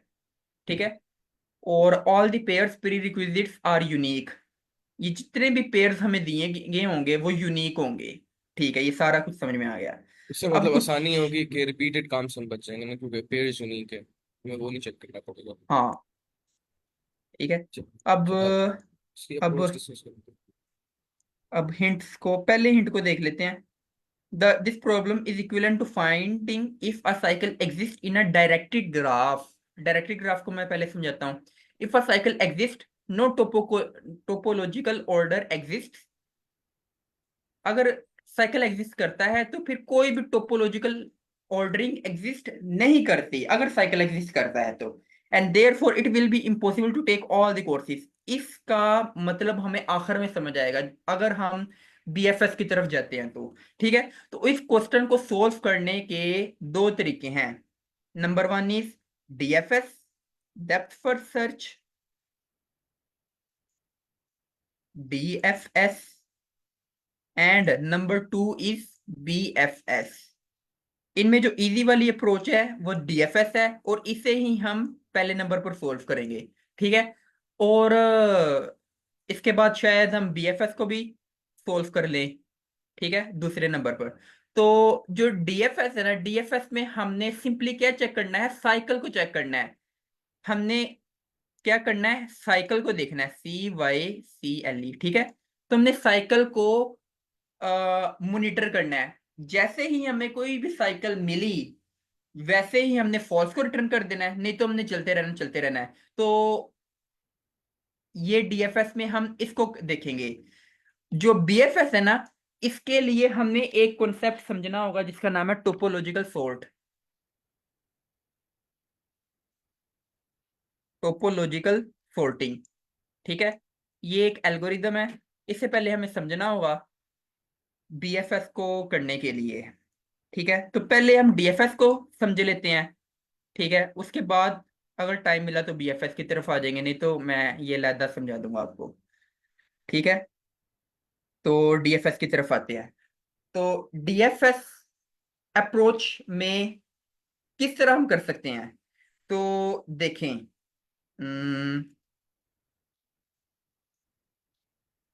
तो देखें जरा, अब क्या है कि यहाँ पे ना इन्होंने क्या कहा हुआ है, हर प्री रिक्विजिट का हर एक एलिमेंट यहाँ पे क्या रिप्रेजेंट कर रहा है। वो कह रहा है कि अगर आपने पहले कोर्स को लेना है ना, तो पहले कोर्स को लेने से पहले आपको ये दूसरे वाला कोर्स कंप्लीट करना पड़ेगा, इसका ये मतलब हुआ, ठीक है। तो यहाँ पे हमें वैसे एग्जांपल दी ही नहीं हुई, तो यहाँ पे मैं एक एग्जांपल क्रिएट कर लेता हूँ खुद ही से, ठीक है। मैं यहाँ पे आ जाता हूँ,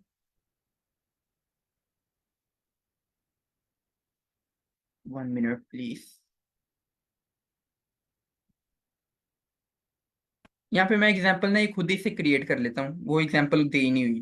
जो एग्जांपल दी है ना उसके अंदर मैक्सिमम नंबर ऑफ एलिमेंट्स 2 है। ये ये वाली हमें एग्जांपल दी हुई है। तो एक यहाँ पे एग्जांपल कंसीडर करते हैं। प्री रिक्विजिट क्या है भला, 01, ठीक है, 02, 13,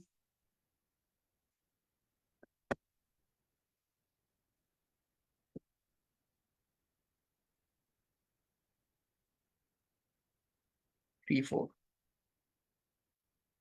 ठीक है। ये प्री रिक्विजिट दिया हुआ है हमें,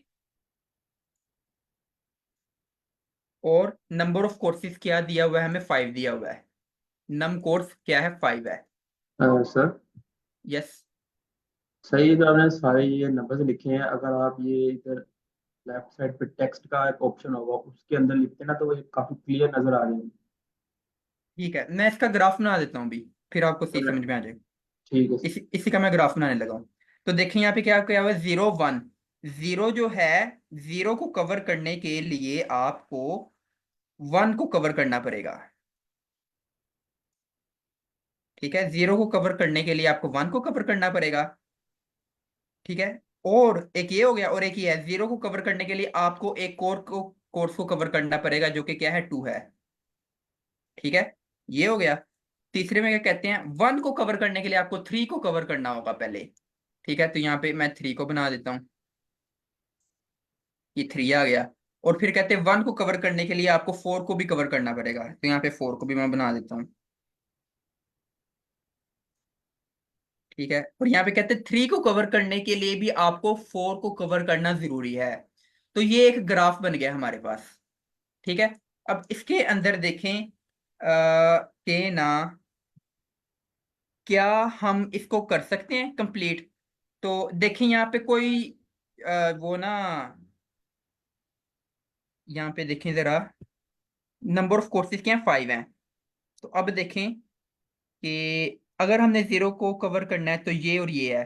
तो अगर हम DFS अप्रोच को करते हैं ना, DFS का मतलब क्या होता है कि एक ब्रांच को मुकम्मल तौर पर हमने देख लेना होता है। तो देखिए 0 को कवर करने के लिए 0 के क्या क्या है प्री रिक्विजिट्स, एक ये 1 है और एक ये 2 है, ठीक है।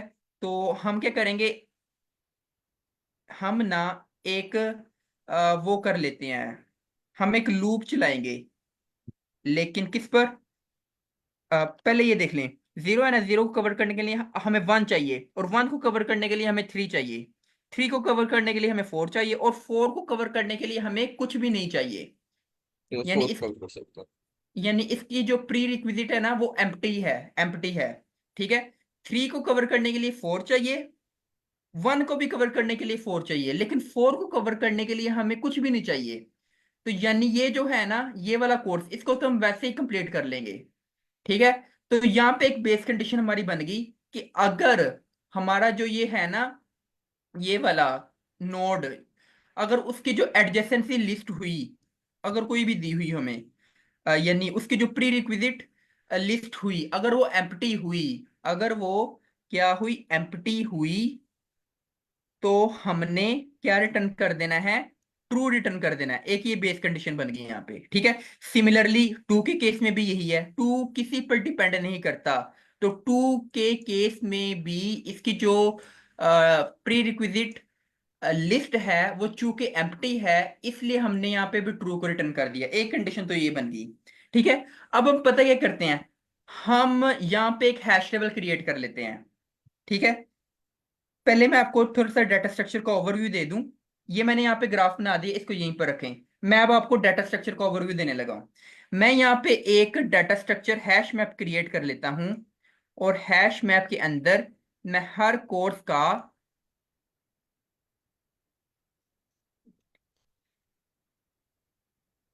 मैं हर कोर्स का इसका मैं लिख देता हूं प्री रिक्विजिट मैपिंग।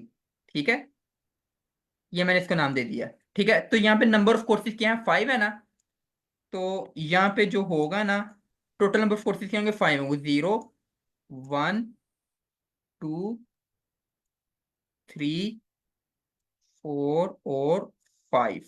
नहीं सर, 5 तो नहीं आएगा ना, 0 से 4 तक जाएंगे, वो इक्वल तो नहीं आ सकता। Yes, thank you. ठीक है, तो देखें, जीरो किस किस, जीरो करने के लिए हमें क्या क्या चाहिए था, वन और टू चाहिए था, वन और टू चाहिए था। ठीक है, वन को कवर करने के लिए हमें क्या चाहिए था, 3 और थ्री और फोर। यार ये मेरा ना वो फिसल रहा है, 4, थ्री, इसमें 3 और 4। थ्री और फोर। ठीक है, टू को कवर करने के लिए कुछ भी नहीं चाहिए था, तो यहाँ पे क्या आ गई, एम्प्टी लिस्ट आ गई। ठीक है, और थ्री को कवर करने के लिए क्या चाहिए था, फोर चाहिए था, 4 को कवर करने पे एम्प्टी। और फोर को के लिए भी एम्प्टी है। ठीक है, तो ये हमने एक यहाँ पे लिस्ट क्रिएट कर ली। अब हम क्या करते हैं, हमने हमने पहले नंबर पर ना ये अपना हैश टेबल क्रिएट कर लिया। ये क्रिएट करने के बाद हमने क्या किया, हमने इस पर लूप चला दी। लूप चलेगी जीरो से लेकर n-1 तक, और n यहाँ पे क्या रिप्रेजेंट कर रहा है, टोटल नंबर ऑफ कोर्सेज। ठीक है, तो तो तो हैश टेबल से उठा के लूप चलाएंगे हर एलिमेंट पे। हाँ, हम्म, उसके लिए हमें ये इजी हो जाएगा। ठीक है, अभी हम डीएफएस को कर रहे हैं, तो जीरो से यहाँ पे हम एक लूप चलाएंगे, और हर एक एलिमेंट के लिए देखेंगे कि क्या इसकी कोई प्री रिक्विजिट है। अगर तो उसकी प्री रिक्विजिट कोई हुई ना, तो हमने क्या करना है कि देखें, जीरो है ना, जीरो की प्री रिक्विजिट क्या है, वन है और टू है, तो इस पर हमने एक और लूप चला देनी है। ठीक है, अभी तो ये नंबर ऑफ कोर्सेज टू है ना, हो सकता है नंबर ऑफ कोर्सेज बड़ी बड़ी इनपुट्स के अंदर यहाँ पे हो, 20 हो, 30 हो, तो यहाँ पे हमने एक और लूप चला देनी है। तो उसके अंदर भी हमने यही देखना है, वन है ना, तो वन को हमने देखना है क्या वन की कोई प्री रिक्विजिट है, तो थ्री और फोर है, तो यहाँ पे फिर दोबारा से हमने जाना थ्री की तरफ, तो थ्री की यहाँ पे क्या है, प्री रिक्विजिट फोर है ना, तो इस पर दोबारा से लूप चलाने के बाद हम यहाँ पे आ गए, और यहाँ पे जब हम देखेंगे कि फोर की कोई भी प्री रिक्विजिट नहीं है, यानी कि ये एम्प्टी है। ठीक है, यानी कि ये एम्प्टी है ना, तो यहाँ पे हमने रिटर्न कर दिया ट्रू को, ये आ गया ट्रू की तरफ, ट्रू को रिटर्न कर दिया। और ये अपने पेरेंट को यहाँ पे ना, यहाँ पे जाके जब हमने 4 को कर लिया ना कवर, 4 को कर लिया ना कवर, तो यहाँ पे हमने 4 को कर दिया टिक। ठीक है, 4 को हमने रीड कर लिया है। उसका जो है था, उसकी कोई प्री रिक्विजिट नहीं थी, तो हमने यहाँ पे क्या कर दिया, ट्रू को रिटर्न कर दिया। तो ये हमने रीड कर लिया है। ठीक है, अब हम आते हैं 3 की तरफ। ठीक है, पहले हम ऊपर से नीचे की तरफ आ रहे थे, 1 को पढ़ा, 1 के लिए 3 को पढ़ा, 3 के लिए 4 को पढ़ा, 4 के लिए चूंकि कुछ भी नहीं था तो 4 क्लियर हो गया, इसलिए मैंने यहाँ पे टिक मार्क लगा दिया। ठीक है, तो पहले हम अप्रोच को समझ लेते हैं, उसके बाद हम कोडिंग की तरफ आएंगे। तो इसकी जो अप्रोच है ना वो काफी वो है, बिल्ड करनी पड़ेगी। ठीक है, तो 4 को हमने पढ़ लिया ना, 4 को मैंने यहाँ पे टिक कर दिया। मैं अब उसके पेरेंट की तरफ आ गया, 3 की तरफ। तो 3 के अंदर चूंकि सिर्फ 4 था और 4 को हम पढ़ चुके हैं, तो मैंने यहाँ पे 4 को पढ़ लिया ना हमने, यानी 4 को हम ले सकते हैं, 4 कोर्स को हम ले सकते हैं। तो 4 को मैंने यहाँ से रिमूव कर दिया, रिमूव कर दिया मैंने। और ये दोबारा से क्या बन गई, एम्प्टी लिस्ट बन गई। जैसे ही एम्प्टी लिस्ट बन गई तो मैंने क्या कर दिया, चेक मार्क कर दिया कि हाँ, इसको भी 3 को भी हम ले सकते हैं। फिर मैं आ गया 3 की तरफ, ये इसके ऊपर 1 पे आ गए ना वो। 1 पे आ गया। तो 1 में भी 3 को चूंकि मैं कवर कर चुका हूं, 3 को चूंकि मैं ले सकता हूँ कोर्स को, यानी उसको मैंने रीड कर लिया, तो यहाँ पे मैंने इसको कर दिया, रिमूव कर दिया। अब यहाँ पे क्या बचा, 4 बचा। चूंकि मैं वो एक लूप चला रहा था, पहले मैंने 3 को कर लिया ना कवर, 3 को कवर करने के बाद अब मैं किस पर आ जाऊंगा, 4 की तरफ। ठीक है, तो 4 को तो ऑलरेडी मैं चेक कर चुका हूँ यहाँ पे। ठीक है, तो 4 वो वापस रिटर्न क्या करेगा, ट्रू रिटर्न करेगा। और इसको भी मैं यहाँ से रिमूव कर दूंगा, ये फिर दोबारा से क्या बन जाएगी, एम्प्टी लिस्ट बन जाएगी। और यहाँ पे मैं क्या करूंगा, Empty। चेक मार्क कर दूंगा जी, मैंने इसको भी रीड कर लिया है। अब ये 1 0 की तरफ आ गया, 1 को भी मैं रीड कर लूंगा, इसी तरह 2 को मैं रीड करूंगा। 2 चूंकि एम्प्टी है, ये भी टिक मार्क हो गया और ये भी टिक मार्क हो गया एट द एंड। ठीक है, तो एट द एंड इसके अंदर क्या रह जाएगा, इसके अंदर रह जाएगी एम्प्टी एरे रह जाएगी। और जैसे ही एम्प्टी एरे हो जाएगी वैसे ही क्या रिटर्न कर देगा, ट्रू रिटर्न कर देगा, और हमारा आंसर आ जाएगा ट्रू।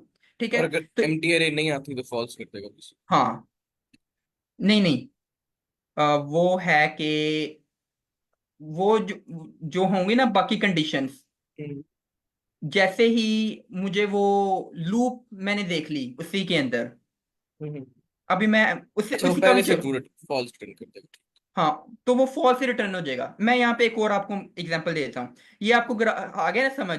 अब मैं यहाँ पे आपको एक और देता हूँ, 1 2 3। देखें जो 1 है ना, 1 डिपेंडेंट करता है 2 की तरफ, 1 डिपेंडेंट करता है 2 की तरफ, 2 डिपेंडेंट करता है 3 की तरफ, और 3 डिपेंडेंट करता है 1 की तरफ। ठीक हो गया, तो यहाँ पे एक लूप बन रही है, ऊपर लूप नहीं बन रही थी। ये देखें, यहाँ पे ये जो है था ना, अगर अगर मैं कहता ना कि 4 डिपेंडेंट है 1 की तरफ, फिर लूप अगर मैं होती है। इसका मैं हेड इस तरफ लगा देता तो फिर ये लूप होनी थी। अब ये लूप नहीं है। अच्छा यहाँ एक ये भी चीज है ना कि डायरेक्टेड ग्राफ है तो एक तरफ एरो होता है, तो हर नोड अपने प्री रिक्विजिट्स को पॉइंट कर दिए। ये भी तो जी समझ। अच्छा इसको जी, ना, इस वाले को ना हैश टेबल से करते हैं, जो भी इसमें लूप है। ठीक है, जैसे 1 पॉइंट कर रहा है, 2 और 3 को। ठीक है। अच्छा अच्छा, वो मुझे ना बताइएगा डायरेक्टेड ग्राफ का भी, इसका भी मैं थोड़ा ओवरव्यू दे दूंगा, मगर मैं पहले इस एग्जांपल को एक दफा बता दूं। ठीक है, तो देखें यहाँ पे क्या हो रहा है, 1 1 जो है वो डिपेंडेंट हो रहा है 2 के, उसके लिए प्री रिक्विजिट है 2, 2 के लिए प्री रिक्विजिट है 3, और 3 को। 3 के लिए प्री रिक्विजिट है 1। तो यहाँ पे एक लूप एग्जिस्ट हो रही है, और हमें पता है हम लूप को किस तरह से करते हैं, हम एक हैश सेट को यूज कर लेते हैं। अगर तो हमने 1 को रीड कर लिया ना, तो हम उसको अपनी सेट के अंदर डाल देंगे, हैश सेट के अंदर, हैश सेट के अंदर। ठीक है, हैश सेट के अंदर डाल देते हैं। देखिए हमने 1 की तरफ सबसे पहले रीड करना शुरू किया ना, इसको तो तो ना 1 यहाँ को, हैश टेबल से ही देखते हैं ना अप्रोच, जिस तरह हम अपने हैश टेबल को लूप चलाते पिछले। अच्छा हम अच्छा, 1 से जिस तरह। मैं हैश टेबल को भी यूज करूंगा और मैं हैश सेट को भी यूज करूंगा। हैश टेबल को तो मैंने आपको ऊपर बता दिया कि मैं उसको किस तरह इंटरनेट से पे यूज करूंगा। हाँ ठीक है, बेसिकली ग्राफ टाइप बनाने के लिए ना हैश ठीक है, टेबल यूज हो रहा हैश टेबल की आपको समझ में आ गई। हैश सेट को मैं किस लिए यूज करूंगा, मैं यूज करूंगा साइकिल को मॉनिटर करने के लिए, साइकिल को पिन पॉइंट करने के लिए। ठीक है। हैश सेट को मैं यूज करूंगा साइकिल को देखने के लिए कि अगर वो एलिमेंट दोबारा रिपीट होता है ना तो इसका मतलब साइकिल है। मैं अभी आपको बताता हूं। तो मैं पहले 1 की तरफ आया ना, तो 1 को मैंने अपनी इस सेट के अंदर एंटर कर दिया। पाइथन में वन इसे कर पाइथन में इसे हैश सेट ही कहते हैं ना सर? अच्छा ठीक है। ठीक है। तो 1 को मैंने अपनी सेट के अंदर इंसर्ट कर दिया। फिर मैं चूंकि 1 के लिए मुझे पहले 2 को करना था, तो मैं आ गया 2 की तरफ। ठीक है। 1 के लिए मुझे चूंकि 2 की तरफ आना था, इसलिए मैं आ गया 2 की तरफ। तो जैसे मैं 2 की तरफ, अभी मैंने 2 को कवर नहीं किया, 2 की जो डिपेंडेंसी थी उसको मैंने अभी चेक नहीं किया। ठीक है। ये जो इसकी लिस्ट थी ना, इसको मैंने अभी चेक नहीं किया। उसके उससे पहले ही मैंने इसको डाल दिया अपने सेट के अंदर। ठीक है। ठीक। मगर ये इसके लिए थ्री डालने के तो बाद डालने के बाद मैंने देखा कि क्या जो वो है 2 के लिए क्या क्या प्री रिक्विजिट है। तो उसके लिए 3 है प्री रिक्विजिट, और 3 के लिए 3 को भी मैंने इसके अंदर डाल दिया, और 3 के लिए क्या प्री रिक्विजिट है, 1 है। तो मैं दोबारा से 1 की तरफ आ गया। अब मैं दोबारा से इसकी प्री रिक्विजिट की जाने से पहले मैंने देखा कि क्या 1 हमारा सेट के अंदर है। तो अगर तो सेट के अंदर हुआ तो इसका मतलब साइकिल एग्जिस्ट करती है यहाँ पे। ठीक है। और अगर वो ट्रू एंड ना हुआ तो साइकिल एग्जिस्ट नहीं करती, और वो फिर मैं नॉर्मली चलता रहूंगा जैसा कि मैंने ये ऊपर बता दिया। ठीक है। अच्छा। तो एक हमें ये टेबल चाहिए, हम्म, एक हमें ये सेट चाहिए। दो चीजें होंगी, दो चलो हो गए। ठीक है। और इन्हीं को यूज करते हम कर लेंगे।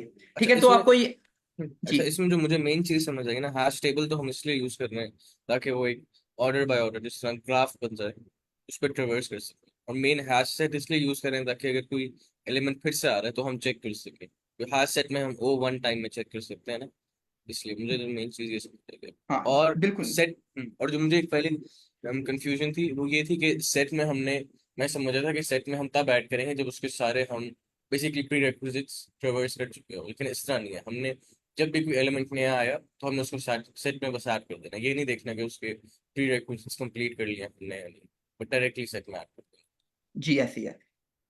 इसको हम इसका नाम देंगे हम विजिट का। ठीक है। ठीक। Visit VISIT। ठीक है। तो ये पता क्या होगा, इसको हम पहले पता क्यों डाल रहे हैं, ताकि वो बुक हो जाए। देखें ना, हम उसके DFS के अंदर जाने लगे हैं। हम इसके जो है ना 1 के, हम मजीद इसके अंदर जाने लगे हैं। तो उससे पहले हमने बुक कर लिया कि यार ये जो है ये विजिट हो चुका है, क्योंकि ठीक। हम इसके यहाँ पे आ चुके हैं। ठीक है। इसी तरह जब हमने 2 को करने लगे ना, हम 2 को, तो 2 को हमने कह दिया यार ये बुक हो गया है, इसको हमने अपने सेट के अंदर डाल दिया, कह दिया हम ये बुक हो गया है, और हम आगे ये 3 की तरफ, और फिर इसी तरह 3 को भी हमने अपनी सेट के अंदर डाल दिया। तो इसका हमने नाम दे दिया विजिट का। तो बेसिकली ये यहाँ पे क्या फंक्शन कर रहा है, ये फंक्शन कर रहा है कि जिन जिन नोड्स को हमने विजिट करते जा रहे हैं ना, साथ साथ में हमने उसको अपने सेट के अंदर डालते जाना है। ठीक है। तो ये एक अप्रोच आपको समझ में आ गई। ठीक है। और एक तो मैंने, ये आपको समझ में आ गया ना, तो एक तो मैंने आपको बेस केस बता दिया, ये आ गया समझ में ठीक। आपको। ठीक है, एम्प्टी एक बेस लिस्ट हो। केस हो गया ये कि अगर तो उसकी वो एम्प्टी हुई ना, तो साथ ही मैंने क्या रिटर्न करा दिया, ट्रू। और एक क्या बेस केस हुआ, एक बेस केस हुआ ये वाला जो सेट से है, कि अगर वो वाला एलिमेंट हमारे सेट के अंदर मौजूद है, अगर वो वाला एलिमेंट एलिमेंट जो है वो हमारे सेट के अंदर मौजूद है, एग्जिस्ट करता है। ठीक है। तब भी तो फॉल्स। हमने सिंपली क्या रिटर्न कर दिया, फॉल्स को रिटर्न कर देना है। ठीक है। बेसिकली प्रोग्राम एग्जिट दो चीजों पे करेगा ना, कि या तो हमारी लिस्ट हाँ खत्म हो जाए या फिर उस सेट में पहले से आता होगा। हाँ। ठीक है। तो ये दो बेस कंडीशंस हो गई हैं। ठीक है। और इसके अलावा अब हम आते हैं कोडिंग की तरफ। तो दोबारा से देख लें, सबसे पहले हमने क्या क्रिएट करना है, इसको क्रिएट करना है। ये क्रिएट करने के बाद हमने इनके एलिमेंट्स पर लूप चलानी है, 0 से लेकर 4 तक लूप चलानी है, और हर एक एलिमेंट को देखना है कि क्या ये वाला एलिमेंट्स हमारे सेट के अंदर मौजूद है। अगर तो वो हुआ तो वहीं पर खड़े होकर हमने फॉल्स को रिटर्न कर देना है। अगर वो नहीं मौजूद हुआ तो हमने इसकी जो ये वाली लिस्ट होगी ना, ये वाली लिस्ट, इस पर दोबारा से हमने एक लूप चला देनी है। और लूप चलाने के बाद यानी कि बेसिकली हमने यहाँ पे दोबारा से डीएफएस को कॉल कर लेना है, रिकर्सिवली को, जो भी हमारा वो फंक्शन होगा ना उसको दोबारा से हमने कॉल कर लेना है, और फिर वो दोबारा से चेक करेगा क्या वन हमारा लिस्ट के अंदर है, सेट के अंदर है। अगर ना हुआ तो फिर उसके जो वो होगी उस पर दोबारा से लूप चला देगा। तो इस तरह से ये दिखेगा। तो इस दौरान कहीं भी जाकर अगर तो ये फॉल्स रिटर्न होता है ना, तो ओवरऑल वो फॉल्स आ जाएगा। और अगर वो चलता जा रहा है, चलता जा रहा है, चलता जा रहा है, फॉल्स रिटर्न नहीं आ रहा, और एट द एंड देखे ना, एट द एंड कोई ना कोई तो ऐसे एलिमेंट होगा ना जो जो किसी पर डिपेंडेंट नहीं होता, तो वहां पर हमने ट्रू को रिटर्न कर देना है। और वो एज इट इज अपने पेरेंट को ट्रू रिटर्न करवाएगा, वो अपने पेरेंट को रिटर्न करवाएगा, और एट द एंड हमारे पास आंसर आ जाएगा ट्रू। ठीक है। तो ये हमारी बेसिक अप्रोच है। अप्रोच समझ में आ गया आपको? जी जी सर, मैं ख्याल से अब इसके कोड की तरफ चलते हैं ताकि हम फिर बाकी आधे घंटे में ना दूसरी अप्रोच और उसका कोड भी डिस्कस कर सकें। ओके।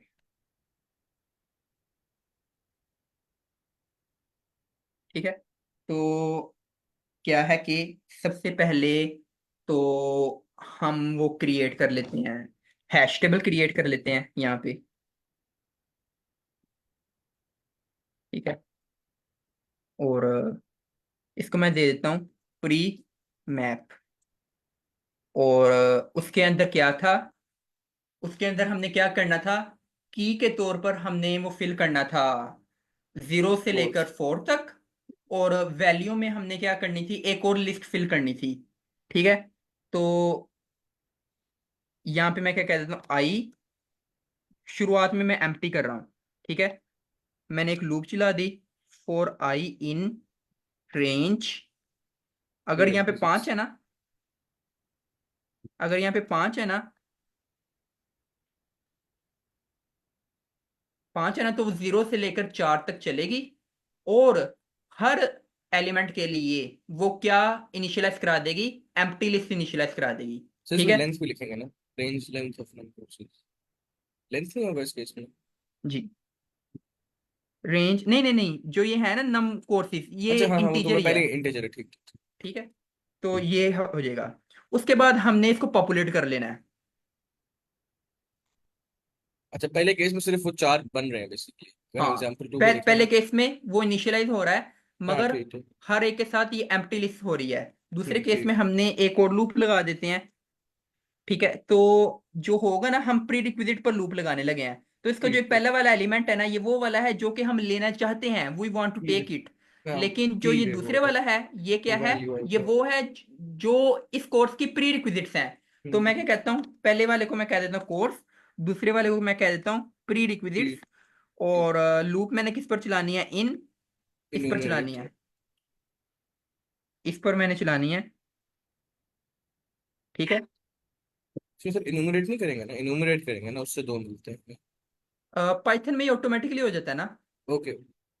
पाइथन में ऑटोमेटिकली हो जाता है। ठीक है। तो ये क्या करेगा, ये लूप चलाएगा, और हर एक एलिमेंट का पहले वाले हिस्से को ये नाम दे देगा CRS का, दूसरे वाले को ये दे देगा PR का।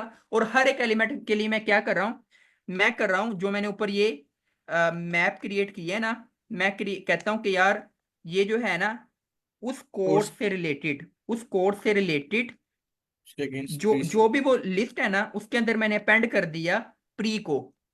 उसकी जितनी भी फिर प्री रिक्विजिट्स होंगी ना, वो उसी के अंदर आ जाएंगी। ठीक है। मैंने यहाँ पे कह दिया प्री को। ठीक है। तो यहाँ पे देखें, 1 और 0 है ना, अगर यहाँ पे होता है ना 1 0 1 2, तो हैश टेबल कैसा क्रिएट होना था, 1 के अगेंस्ट 0 2। 1 0 और 2। तो इस तरह से इसका हैश टेबल क्रिएट होना था। ठीक, यहाँ तक तो आगे समझ। ठीक है। तो ये हमने पॉपुलेट कर लिया यहाँ तक। अब हम क्या कहते हैं, अब हम ना यहाँ पे सेट भी क्रिएट कर लेते हैं, क्योंकि हमें सेट भी चाहिए। ठीक है। तो विजिट सेट का नाम दे दिया हमने, और सेट ऐसे हो गया। ओके। अब हम अपना वो मेन फंक्शन चलाएंगे, DFS यहाँ पे डिफाइन कर लेंगे। ठीक है। यहाँ पे डिफाइन कर लेंगे डीएफएस।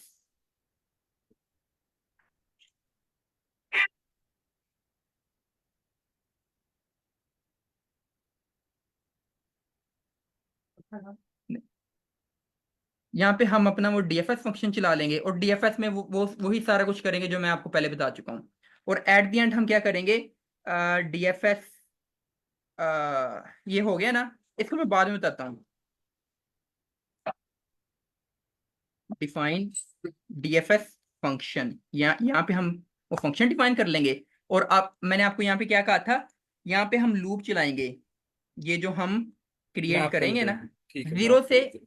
जीरो से लेकर n-1 तक, ये एक मैंने लूप चलानी है यहाँ पर। ठीक है, लूप चलाने के बाद मैंने हर एक के एलिमेंट के लिए मैंने डीएफएस को कॉल कर लेना है। तो मैं यहाँ पे एक लूप चलाता हूँ, ठीक है, और फोर्स इन रेंज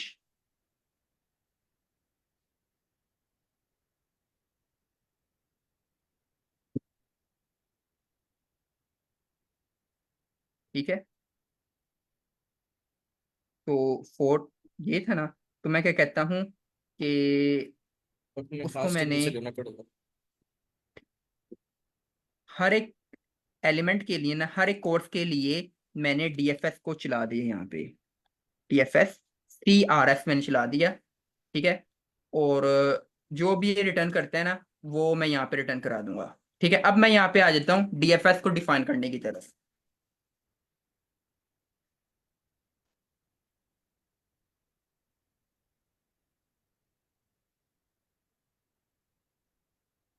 ठीक है, इसका जो वो होगा, जीरो से लेकर, हाँ यहाँ पे देखें, यहाँ पे इन्होंने क्या कहा हुआ है, यहाँ पे कहा हुआ है कि सारे जो पेयर्स मिलेंगे। जो ये वैल्यूज होंगी ना, ए और बी, ये किसके दरमियान लाई करती हैं, ये जीरो से लेकर नम ऑफ कोर्सेज के दरमियान लाई करती हैं। यानी कि अगर नम ऑफ कोर्सेज 5 है ना, 0 से 4 तो तक होगा। जीरो से 4 तक इसके दरमियान कोई भी वैल्यू हो सकती है, कोई भी value as a course appear हो सकती है। तो इसलिए मैंने यहाँ पे कह दिया कि 0 से 4 तक लूप चलाओ, और हर एक के लिए, 0 के लिए भी, 1 के लिए भी, हर एक कोर्स के लिए, हर एक कोर्स के लिए इस फंक्शन को चलाओ। ठीक है, तो यहाँ पे आ गए ये। तो सबसे पहले तो बेस कंडीशन हर दफा, ठीक है। एक तो हमारी लिस्ट वाली आ जाएगी क्या, गारंटी लिस्ट। ठीक है। तो एक तो ये था कि जो हमारा कोर्स है ना, कोर्स अगर तो इन वो सेट, हमारी है, इसके सेट अंदर में, है, विजिट सेट में, ठीक है। अगर तो हमारे इसके अंदर है ना, तो मैं तो यहीं रिटर्न पे खड़ा फॉल्स, होके फॉल्स को रिटर्न करा दूंगा। ओ, क्योंकि हाँ एक तो अपेंड ये हो करेंगे गई, सेट में, ठीक है। और एक दूसरी थी कि अगर वो हमारा जो है वो एम्प्टी हो जाती है, यानी उस कोर्स से, उस कोर्स की जो वो होगी आगे वाले, ठीक है, अगेंस्ट वैल्यू होगी वो अगर एम्प्टी हो हाँ, जाती है, ठीक ठीक, तो हमने इसकी वैल्यू जो को चेक वैल्यू होगी, यानी कि प्री मैप करना। और CRS, ठीक अगर वो क्या होती है, अगर वो होती है एम्प्टी होती है, ठीक, तो उस तब केस में रिटर्न मैंने रिटर्न ट्रू करा ट्रू दिया ट्रू, ट्रू को। ठीक है, तो ये दो बेस कंडीशंस आ गई हमारी। ठीक। अब इसके बाद मैंने क्या कहा था कि हम इसको चलाने से पहले ना, इसकी इसकी वैल्यू में आने से पहले हम इस वैल्यू को दे देंगे अपनी सेट के अंदर, अपेंड कर देंगे। तो क्या है कि visit set dot add,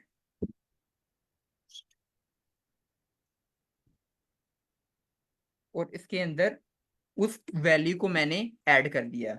add करने के बाद जो भी उसकी ये होगी, इस पर मैंने एक लूप चलानी है। तो मैं क्या कहता हूँ, फोर, और चूंकि मैं प्री रिक्विजिट को देखने लगा ना, इसमें मैंने यहाँ पे प्री रिक्विजिट कह दिया इन, और जो भी इसकी वैल्यू आएगी, और उसको मैं किस तरह एक्सेस कर सकता हूँ, इस तरह से TRS। ठीक है, इस तरह से मैंने इसको एक्सेस किया।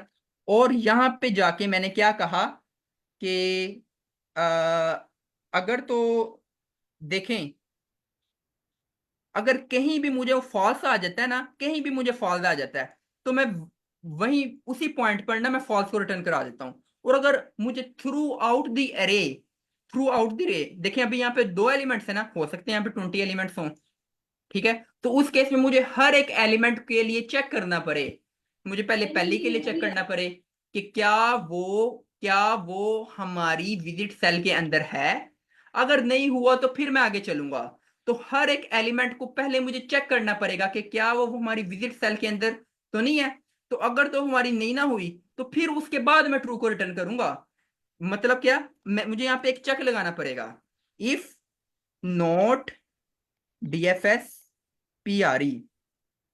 अगर ये जो है हमारा पीआरई के अंदर ना हुआ, पीआरई जो हमारा कोर्स है, अगर वो हमारी अ, अगर वो फॉल्स को रिटर्न नहीं करा रहा, अगर इसका बेसिकली यही मतलब हुआ कि अगर वो फॉल्स को रिटर्न नहीं करा रहा तो फॉल्स है ना, तो अगर फॉल्स नहीं होती। अगर फॉल्स रिटर्न करा रहा है इसका ये मतलब हुआ। देखिए अगर यहाँ पे फॉल्स आया ना तो फॉल्स का उल्ट क्या हो जाएगा, ट्रू। तो अगर ये वाली वैल्यू ट्रू होती है ना तो यहाँ पे हम रिटर्न करा देंगे फॉल्स को। ठीक है, इसकी समझ आ गई आपको? नहीं नहीं, तो ये तो समझ। मुझे अच्छा सर, मेरा जो ड्राइंग खोले जरा, इसमें ना मुझे मेन चीज वो समझ नहीं आ रही। मुझे आपने व्हाइट बोर्ड किया था, वो जरा खोलो। बाकी लॉजिक तो क्लियर है मुझे। इससे ये है, अब हम इससे जीरो के प्री रेक्विजिट में है, फॉर एग्जांपल 1 और 2। एक तो मिनट यहाँ मैंने पे वो आए। तो चलो, इस तरह कर लो। तो इस तरह कर लेते हैं, जीरो का मेरा प्री रेक्विजिट है, ये मेरा मैथ है, ठीक। 1 2 फॉर एग्जाम्पल ले रहा हूँ। तो अब मैंने जीरो तो मैंने आ गया डीएफएस से भेज दिया। मैंने कहा कि ना, अब आपने जिस तरह किया था फॉर प्री इन, जो इसकी की है, की के अगेंस्ट सॉरी वैल्यू है। अब मैंने इस पे चला, तो इससे मैं कैसे इंश्योर करूंगा कि जो फिर से मेरा लूप है वो इस वाले पे चल रहा है बेसिकली। मतलब इनमें से डिसाइड कैसे होगा कि वो किस वाले पे चल रहा है, क्योंकि हमने तो सिर्फ फोर्स पे चलाना है, मैंने दोनों पे तो नहीं चलाना। वो मुझे समझ नहीं आ रहा। अच्छा, आप ये कहना चाह रहे हैं कि जीरो को चेक करने के बाद हम हम्म जब इसकी लिस्ट के अंदर आएंगे तो हम हम्म ये किस तरह डिसाइड करेंगे कि हम इसके पहले एलिमेंट को पकड़े या दूसरे एलिमेंट को? हम्म ये कह रहे हैं आप? हम्म। तो उसके लिए हम लूप चला रहे हैं ना यहाँ पे। तो नहीं नहीं, वो तो मैं लूप, समझ आ गया। हमने पहला एलिमेंट ही पकड़ना है ना, कि जिस तरह अगर मैं इसका बनाऊं, तो जीरो के लिए प्री रिक्विजिट है मेरा 1, ठीक, और 1 के लिए मेरा प्री रिक्विजिट है 2। हम्म तो मैं ये मतलब कोड में ये कहाँ लिखा हुआ है कि लिस्ट का जो है पहला एलिमेंट, उसको फिर से उस पर कॉल करना है डीएफएस? ये मुझे समझ नहीं आ रही थी। या आप दोनों पे डीएफएस कॉल करते हैं? क्या ये ना प्री, रिपीट रिपीट करिएगा प्लीज। बेसिकली प्री इस पे आएगा ना, लिस्ट मेरे हाँ पास आ गई।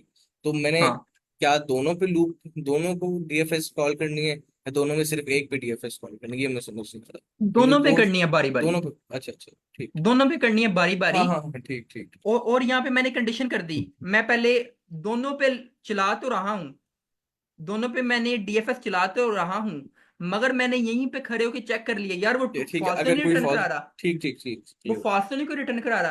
अगर ठीक है। तो कोई भी फॉल्स रिटर्न करा रहा है ना तो मैं वहीं पे खड़े होकर मैंने फॉल्स को रिटर्न करा दिया। और अगर मैंने इस सारी एरे को मैंने इस सारी एरे को मैंने चला लिया, ये जो भी आपने लिखी थी इस सारी एरे ठीक। को मैंने चला लिया, मगर मगर मुझे ऐसा कोई भी पॉइंट नहीं मिला कि मैं फॉल्स को रिटर्न कर सकूं, तो मैं फिर मेरा पॉइंटर कहाँ पे आ जाएगा, यहाँ पे आ जाएगा, मेरा पॉइंटर आ गया यहाँ पर। ठीक है, ठीक। अच्छा, ये तो क्लियर हो गया। तो थोड़ी यहाँ पे सी। मैंने क्या रिटर्न करा दिया, ट्रू रिटर्न करा देना है। चूंकि मुझे ऐसा एक भी पॉइंट नहीं मिला कि जहां पे मैं फॉल्स को रिटर्न करा सकूं, यानी कि जितने भी मेरे एलिमेंट्स थे ना, ऐसा मुझे कोई भी कोर्स नहीं मिला जो ऑलरेडी हमारे सेट के अंदर मौजूद हो, यानी कोई भी साइकिल वहां पे नहीं है। तो कोई भी साइकिल नहीं है तो मैंने यहाँ पे ट्रू को रिटर्न करा दिया। ठीक है, मगर इसको रिटर्न कराने से पहले मुझे यहाँ पे 2 काम करने हैं। एक ये कि मैं जो होगा ना वो मेरा मैप वो होगा, इसकी जो ये होगी, जैसे देखिए ना अगर 3 के केस में 4 था और 4 को मैंने चेक कर लिया और 4 चूंकि एम्प्टी है, तो ये क्या रिटर्न कराएगा, ये रिटर्न करा देगा ट्रू को। टी से मैंने ट्रू को रिप्रेजेंट कर दिया। इसमें ठीक मैं है, एक वो भी चीज करनी है ना, कि एम्प्टी करनी है लिस्ट को, अगर ट्रेवर्स हाँ कर लें वो भी हाँ, रहते हैं। ठीक है, ट्रू को रिटर्न करा दिया। ये हम्म ये जो है ना ट्रू, ये अपने पेरेंट को लेकर जाएगा, इसका पेरेंट क्या है 3, तो 3 के पास क्या आएगा, ट्रू आएगा। मगर उससे पहले मुझे ये इंश्योर करना है कि मैं ये एलिमेंट को डिलीट कर दूं यहाँ से। हम्म। ठीक है, ताकि अगर अगर बेस केस चल सके ना, ताकि टू रिटर्न। हाँ, ठीक है, तो 4 जाके ताकि यहाँ से कवर हो जाए। ठीक है, हाँ अगर यहाँ पे मजीद और एलिमेंट्स होते, मजीद और कोर्सेज होते, 6 7 8, तो फिर मैं उनकी तरफ मेरा फोकस हो जाता। तो इसलिए बेसिकली मुझे यहाँ पे अपनी उसको खत्म कर देना है। जो ये मेरा कोर्स है ना, ये कोर्स के लिए मैं सारा कोड चला रहा हूँ ना, ये वाला जितना भी कोर्स है मैं उसकी अपने जो कोर्स के बाजी लिए है। चला रहा हूँ। तो उसको मैंने कर दिया एम्प्टी। ठीक। ठीक है। वो ठीक। चूंकि हम रिकर्सिव को यूज कर रहे हैं ना। अच्छा, हम्म। अब शायद किसी के यहाँ पे ख्याल आ रहा हो कि जो हमारा वो है ना मैप, उसको हमने इसके बराबर को कर दिया है, हमने एम्प्टी एरे के बराबर को कर दिया है। हमने स्पेसिफिकली उस एलिमेंट को क्यों नहीं रिमूव किया? जैसे इस केस में हमने इसको 4 को क्यों नहीं रिमूव किया? शायद किसी का कोई सवाल आ रहा हो। तो चूंकि हम यहाँ पे यूज कर रहे हैं रिकर्सिव अप्रोच को, और रिकर्सिव में क्या होता है, जैसे देखिए 4 है ना, 4 जब खत्म हो गया ना तो 4 यहाँ पे इसकी जगह क्या आ जाएगा? एम्प्टी आ जाएगा। यह सवाल समझ में आया सर आपको, इब्राहिम हम्म। सर? वो ठीक बेसिकली है। वो नीचे से ऊपर टू रिटर्न करेगा ना, इसलिए। हाँ ठीक है, तो ये एम्प्टी एम्प्टी आ जाएगा। ठीक है। तो इसका क्या था, 1 का था 3 और 4। ठीक है। तो इसका जब हो जाएगा एम्प्टी, तो नहीं यहां सर, से ये भी। ये क्लियर हो गया। असल में अभी टाइम थोड़ा कम है, इसका हम कोड कंप्लीट करके ना, मैं चाह रहा हूँ थोड़ा सा हम जल्दी से बीएफएस का ओवरव्यू लेके ना उसका भी कोड करता हूँ, ताकि मेरी क्वेश्चन ठीक। ठीक है, कंप्लीट तो हो जाए। एम्प्टी मैंने इसको कर दिया। ठीक है। ठीक है, ये तो हमने डिस्कस ये किया। अगर आप ठीक। थोड़ा वो सोचेंगे ना बैठकर कॉपी हम्म। पेज पर, तो आपको समझ में आ जाएगा। ठीक है, ये जी जी, हमने ये कर तो दिया। हमने। और ठीक। साथ में हमने एक और करना है कि हमारा जो विजिट सेल था ना, उसको हमने दोबारा से खत्म कर देना है। ठीक। जो हमारा वो है था इसके अंदर, सेट के अंदर, उस सेट को दोबारा से हमने, जब हमने देख लिया ना कि हमने 3 को कवर कर लिया, तो हमने 3 को यहां से रिमूव कर देना है। ठीक। ठीक है। तो विजिट सेट डॉट रिमूव कर देना है हमने सीआरएस को। ठीक है। तो ये हो ठीक। गया। तो एट द एंड या तो ये ट्रू को रिटर्न करेगा या फिर ये फॉल्स को रिटर्न करेगा। ठीक है। और अगर मैंने सारी को चला लिया, और अगर मुझे, अच्छा यहाँ पे मैं एक और मुहतात तरीका यूज करता हूँ कि यहाँ पे जिस तरह मैंने यहाँ पे कहा था ना कि अगर मुझे कोई भी ऐसा पॉइंट मिलता है कि मुझे ये रिटर्न करा रहा है फॉल्स को, मुझे रिटर्न करा रहा है फॉल्स को, तो मैंने सिंपली यहाँ पे रिटर्न करा दिया फॉल्स को। ठीक है। और अगर ये रिटर्न नहीं करा रहा तो मैं सिंपली रिटर्न क्या करा दूंगा, ट्रू को। ठीक है, ये आपको समझ में आया ये वाला कोड? ये जी जी, लॉजिक तो वही है। ठीक। इसको ठीक हमने है। जल्दी से रन करके चेक कर लेते हैं और सबमिट कर। ठीक है। इसको सबमिट भी करके चेक कर लेते हैं। फिर अब मैं चाह रहा हूँ जल्दी से ना, हमारे पास अभी अप्रोक्सीमेटली 20 मिनट्स है, तो हम वो पीएफएस के लिए अप्रोच डिस्कस करेंगे। बीएफएस अगर यहाँ पे ना भी हुआ तो मैं इसकी एक वीडियो बना के सेंड कर दूंगा। ठीक है, अब हम आते हैं बीएफएस की तरफ। बीएफएस में क्या है, उसके लिए ना हम पढ़ लेते हैं, इसके हिंट्स को पढ़ लेते हैं।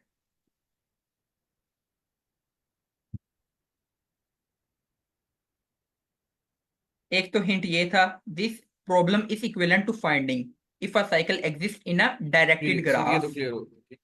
If a cycle exists, no topological ordering exists, and therefore it will be impossible to take all the courses. दूसरे कहते हैं topological sort through DFS, a great ये तो हमने कर ट्यूटोरियल। ठीक है। दिया। ठीक है। अच्छा, बीएफएस से और रिलेटेड। ठीक।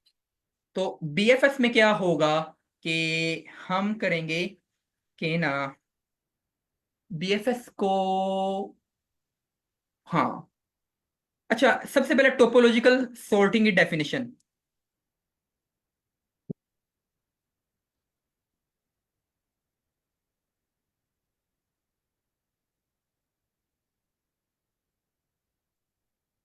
ठीक है।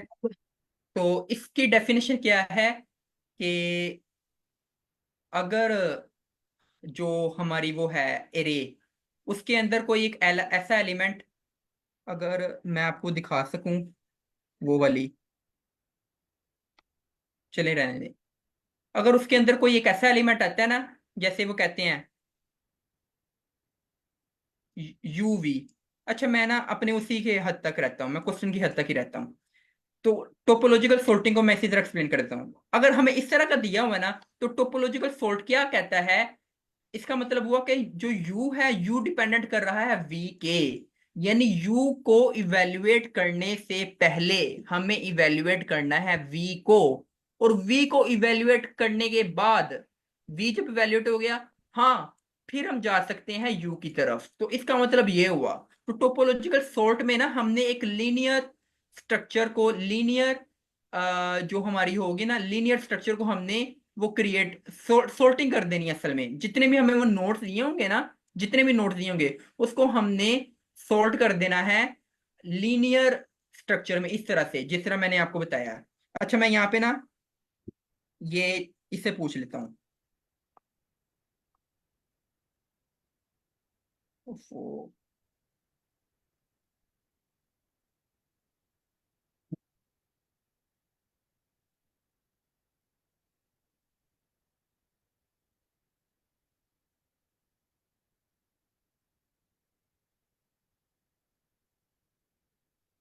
ठीक है, वेरी गुड। अब इसी को देख लें। Is a linear ordering of vertices in a directive acyclic graph such that for every directed graph U we.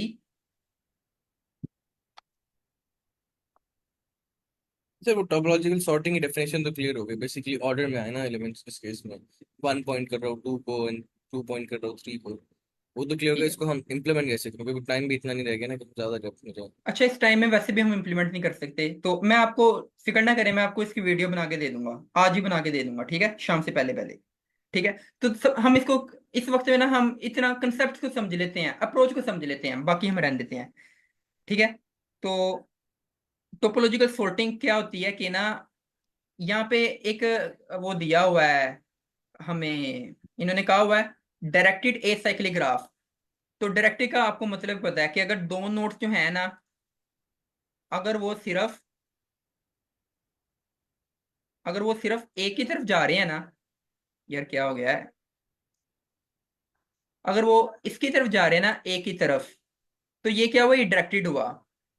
ए से सिर्फ हम बी की तरफ जा रहे हैं, बी से ए की तरफ नहीं आ रहे, तो वो डायरेक्टेड होगा। लेकिन अगर हम बी से ए की तरफ भी जा रहे हैं, यानी दोनों तरफ हमारा एरो हुआ, तो वो क्या होगा, अनडायरेक्टेड होगा। यहाँ पे जो हम बात कर रहे हैं ना, वो सिर्फ हम कर रहे हैं डायरेक्टेड ग्राफ की बात कर रहे हैं, यानी जो हमारा वो होगा,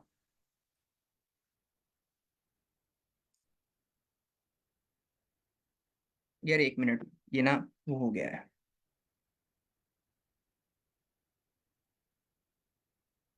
ठीक है। या तो डायरेक्टेड को हम बात कर रहे हैं, ठीक है, डायरेक्टेड की समझ में आ गई। इसी तरह यहाँ पे अब बारी है ए साइक्लिक की। तो एक साइक्लिक से क्या मुराद है, जिसके अंदर साइकिल ना हो। ठीक है। पहले नंबर पर तो हम डायरेक्टेड ग्राफ की बात कर रहे हैं कि जिसके अंदर जो एरो हो वो एक ही डायरेक्शन में जा रहा हो, एक ये हो गया। और दूसरी बात ये कि उसके अंदर साइक्लिक ना हो। साइक्लिक का मतलब साइकिल, और ए साइक्लिक का मतलब साइकिल ना हो। ठीक है। तो उसके अंदर ये वाली साइकिल एग्जिस्ट नहीं करनी चाहिए। ठीक है। तो उन केसेस में हम टोपोलॉजिकल सॉर्टिंग की बात करते हैं। तो ये क्या, ये एक लीनियर ऑर्डरिंग ऑफ वर्टिसेस है। यानी इस केस में अगर हम ये कोर्सेज की बात कर रहे हैं ना, तो कोर्सेज के अंदर क्या है भला, 1001, इसी को ले ले अगर हम, वो जो है था। ठीक है। अगर हम इसी ग्राफ को ले लें, ठीक है, तो ये क्या है कि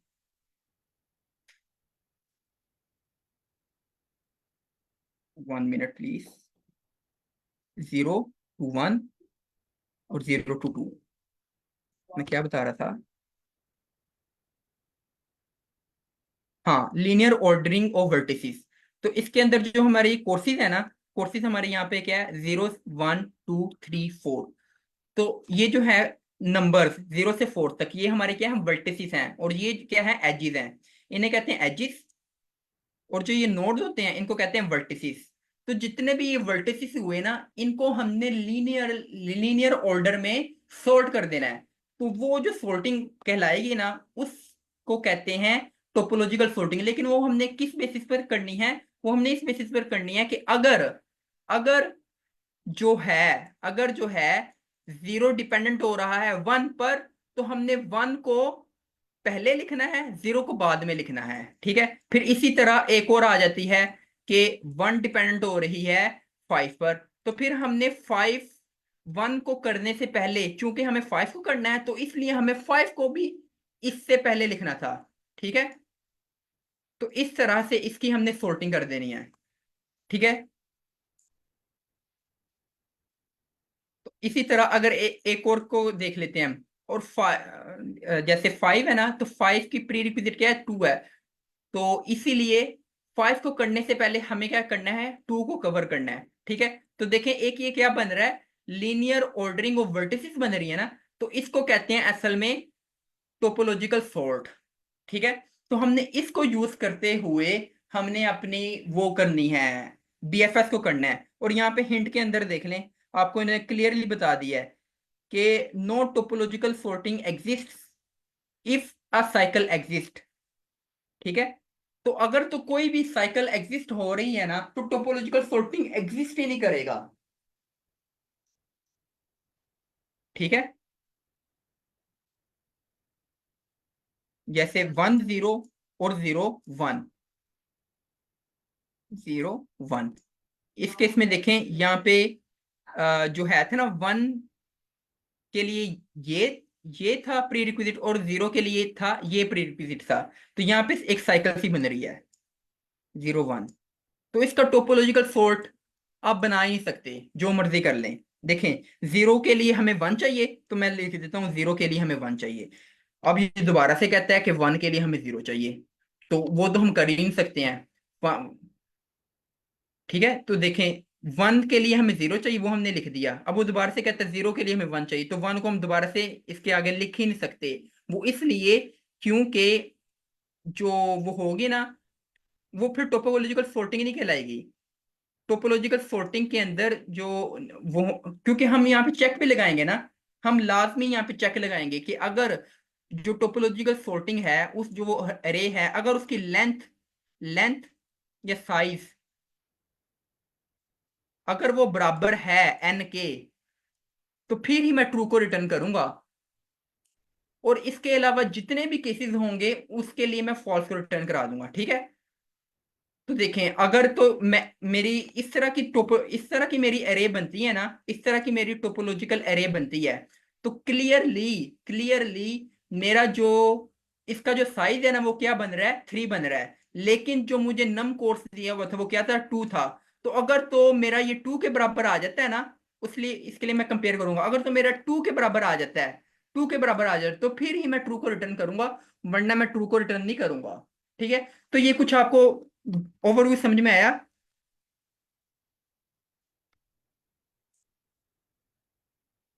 यस सर। जी सर, ठीक सही है, है। इस पे हम अप्रोच डिस्कस कर लेंगे थोड़ी सी देर देर बाद। ओके। तो हम्म, ये हो गया ना। अब अप्रोच की तरफ आ जाते हैं। तो अप्रोच में क्या है कि उसी तरह हम क्या करेंगे कि ना, जो वो हमारी प्री रिक्विजिट एरे होगी ना, प्री रिक्विजिट एरे को हमने, जो कुछ भी हमें दिया होगा उसको हमने अपने वो हैश टेबल के अंदर उसको पुट कर देना है, जिस तरह पहले किया था हमने, ठीक है।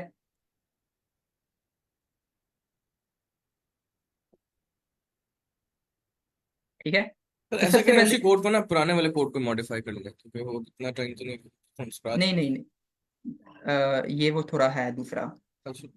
ये कंप्लीटली डिफरेंट है, बस ये पहली चीज ही मैच करते हैं यहाँ पे। तो ठीक। हमने क्या कर दिया, हमने ये ना अपने अगर लिस्ट आपने के अंदर, पहले कोड किया ना तो बेशक वो दिखा दें, क्योंकि अभी वो इतना टाइम टाइम तक सेव हो सके। वैसे समझ नहीं आएगी, मैं दिखा तो दूं, पता नहीं समझ आए कि ना आए, चलिए मैं कोशिश दिखा कर लेते हैं। देंगे, हाँ दिखा देंगे, कोशिश, क्योंकि 10 मिनट है ना सिर्फ। फिर उस तरह हम समझ सकते हैं जो चीज़ें डिफरेंट। ठीक है।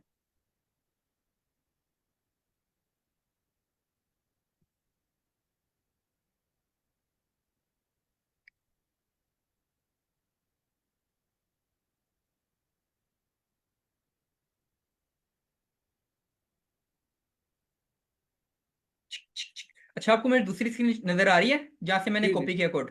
जी जी। आ रही है नजर? हम्म, ठीक। तो यहाँ पे देखें, यहाँ पे मैंने एक लिस्ट क्रिएट कर लिया है, हम्म। ठीक ये है। हाँ, यहाँ तक तो मैं आगे होता हूँ। अच्छा, मैं इसको भी कॉपी कर लूँ, ये आपको पता ही होगा, पाइथन के स्टूडेंट्स हैं आप, मेरे ख्याल कलेक्शन से के ना अंदर। भी कॉपी करें ना तभी वो चल जाता है। हाँ, मैं अपने समझाने के लिए कर रहा हूँ। तो कलेक्शन में से मैंने क्या ले लिया, डिफॉल्ट डिक्ट, ये आपको पता ही क्या होता है वैसे। जी जी, डिफॉल्ट डिक्शनरी तो समझ आ गई ना, पूरी हाँ, लिस्ट को हम कर रहे हैं, उसके ठीक, लिए मैंने यहाँ एक तक तो हो डिक्शनरी गया। क्रिएट कर ली, उसके लिए मैंने डिक्शनरी क्रिएट कर ली, ये हो गया। अब मैंने एक लूप चलाई, जिस तरह मैंने पहले एक लूप चलाई थी, ठीक है। ठीक, तो वो हर हैश एक टेबल बन एलिमेंट गया के हमारा। लिए, ठीक। हाँ, हर एक एलिमेंट के लिए उसकी जो भी प्लेस होगी ना, जो भी प्लेस होगी, कोर्सेज है हाँ ना, नहीं नहीं, वो तो आगे ना समझिए, तो आगे के तो वन उसके में अंदर वो मैंने पड़ा अपेंड होगा। कर दिया, पॉपुलेट कर दिया, ठीक ये हो गया हमारा, ठीक ये ठीक, इतना ये तो कोर्स हो हो गया गया। हमारा। ठीक। उसके बाद मैंने क्या कह दिया कि initialize in degree array. In degree का मतलब हमने समझ लिया। हाँ, यहाँ पे हमने एक अपनी वेक्टर एरे क्रिएट की है, जिसका साइज क्या होगा, वी होगा। तो यहाँ पे जो है ना, वी को यहाँ पे मैंने रिप्रेजेंट किया हुआ है, नम कोर्सेज को मैंने यहाँ पे रिप्रेजेंट किया वी से। ठीक ठीक, वो ठीक है, तो मैंने एक एरे क्रिएट कर लिया है, जिसकी इनिशियल वैल्यू क्या होगी, 0 होगी, और उसका साइज क्या होगा, नम कोर्सेज होगा। ठीक है, अब मैंने दोबारा से एक लूप चलाई, और लूप के अंदर दोबारा से मैंने वो वहां तक लूप चलाई, और हर एक ठीक।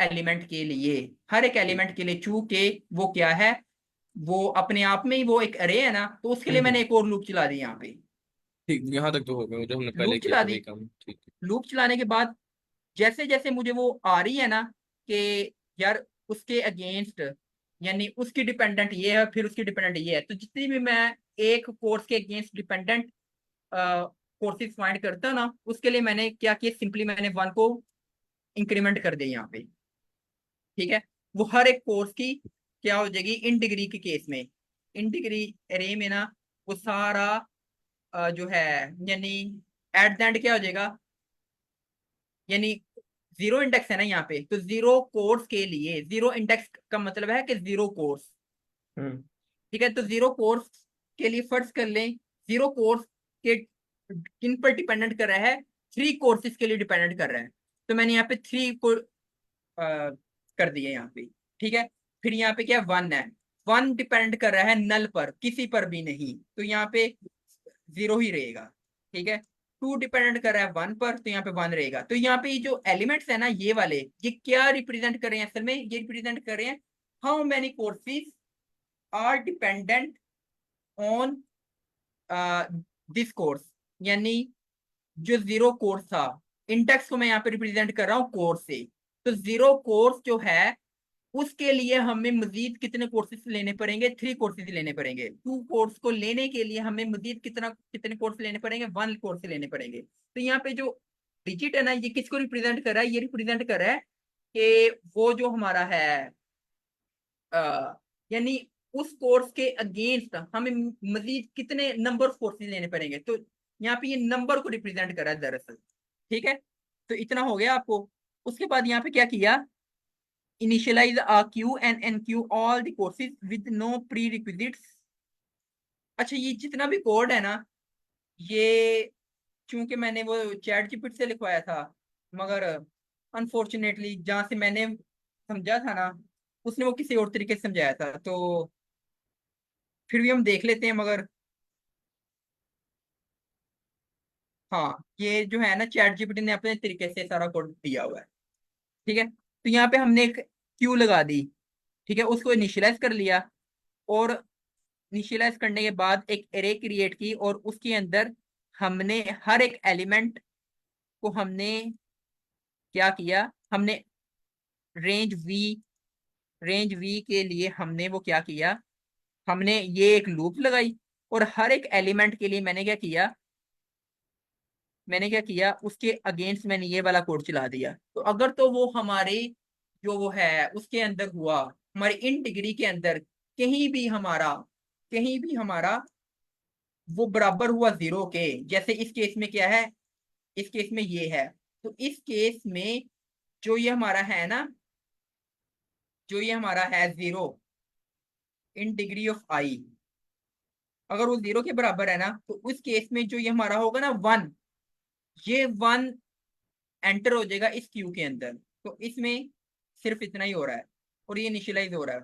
ठीक है, तो जितने भी वो सारे कोर्सेज के जिनकी जो किसी पर डिपेंडेंट नहीं करते, यानी जिनके इन ऑर्डर एरे के अंदर उनकी जो वैल्यू है वो बराबर है किसके, जीरो के, तो उनको मैंने पुश कर दिया अपनी इस क्यू के अंदर, ठीक है। और उसके बाद कि एक मैंने एरे क्रिएट की हुई है, initialize the list to store the topological order, उसके लिए मैंने ये अपनी एरे को क्रिएट किया है। और अब यहाँ पे बीएफएस को मैं इम्प्लीमेंट करने लगा हूँ। बीएफएस के लिए पता है आपको कि हम एक स्टैक को यूज करते हैं और हम उस स्टैक पर लूप लगा देते हैं, और उसको जब तक वो एम्प्टी नहीं होती, ठीक है। तो यहाँ पे हमने एक लूप चला दिया स्टैक के अंदर, उस क्यू के अंदर, सॉरी, ठीक है। और यहाँ पे हमने क्या किया कि उसके जो होगा ना लेफ्ट पे साइड पे, पहले हमने इसको पकड़ा, पॉप लेफ्ट, इस एलिमेंट को पकड़ा हमने, ठीक है। उसको नोड हमने कह दिया, और उस नोड को हमने टोपो के अंदर अपेंड कर दिया, और decrease the in degree of each neighbour,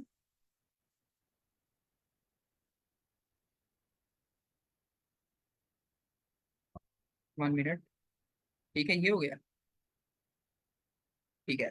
तो ये होने के बाद हमने पेंड कर दिया ना जब हम टोपो के अंदर अपनी इस एरे के अंदर, तो यहाँ पे आ जाएगा 3, ठीक है। पहले की मैं बात कर रहा हूँ, तो 3 आ गई यहाँ पे। 3 आने के बाद मैंने क्या किया, for I T in adjacent of node, अब यहाँ पे एडजेसेंट क्या है भला,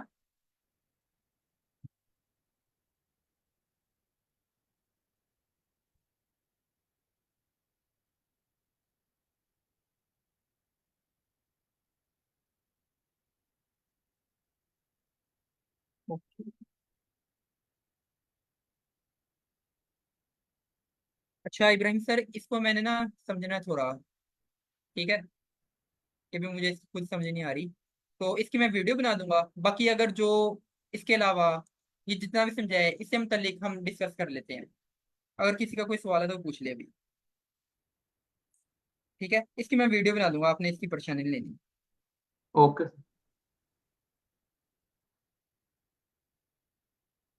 ठीक है। तो सवाल पूछ लें, किसी का कोई सवाल हो डीएफएस से रिलेटेड, जो बीएफएस को हमने इम्प्लीमेंट करना है वीडियो के अंदर जो मैं आगे बताऊंगा, उसको अगर किसी से मुतालिक कोई सवाल हो तो वो पूछ ले, वरना फिर इस मीटिंग को एंड करते हैं।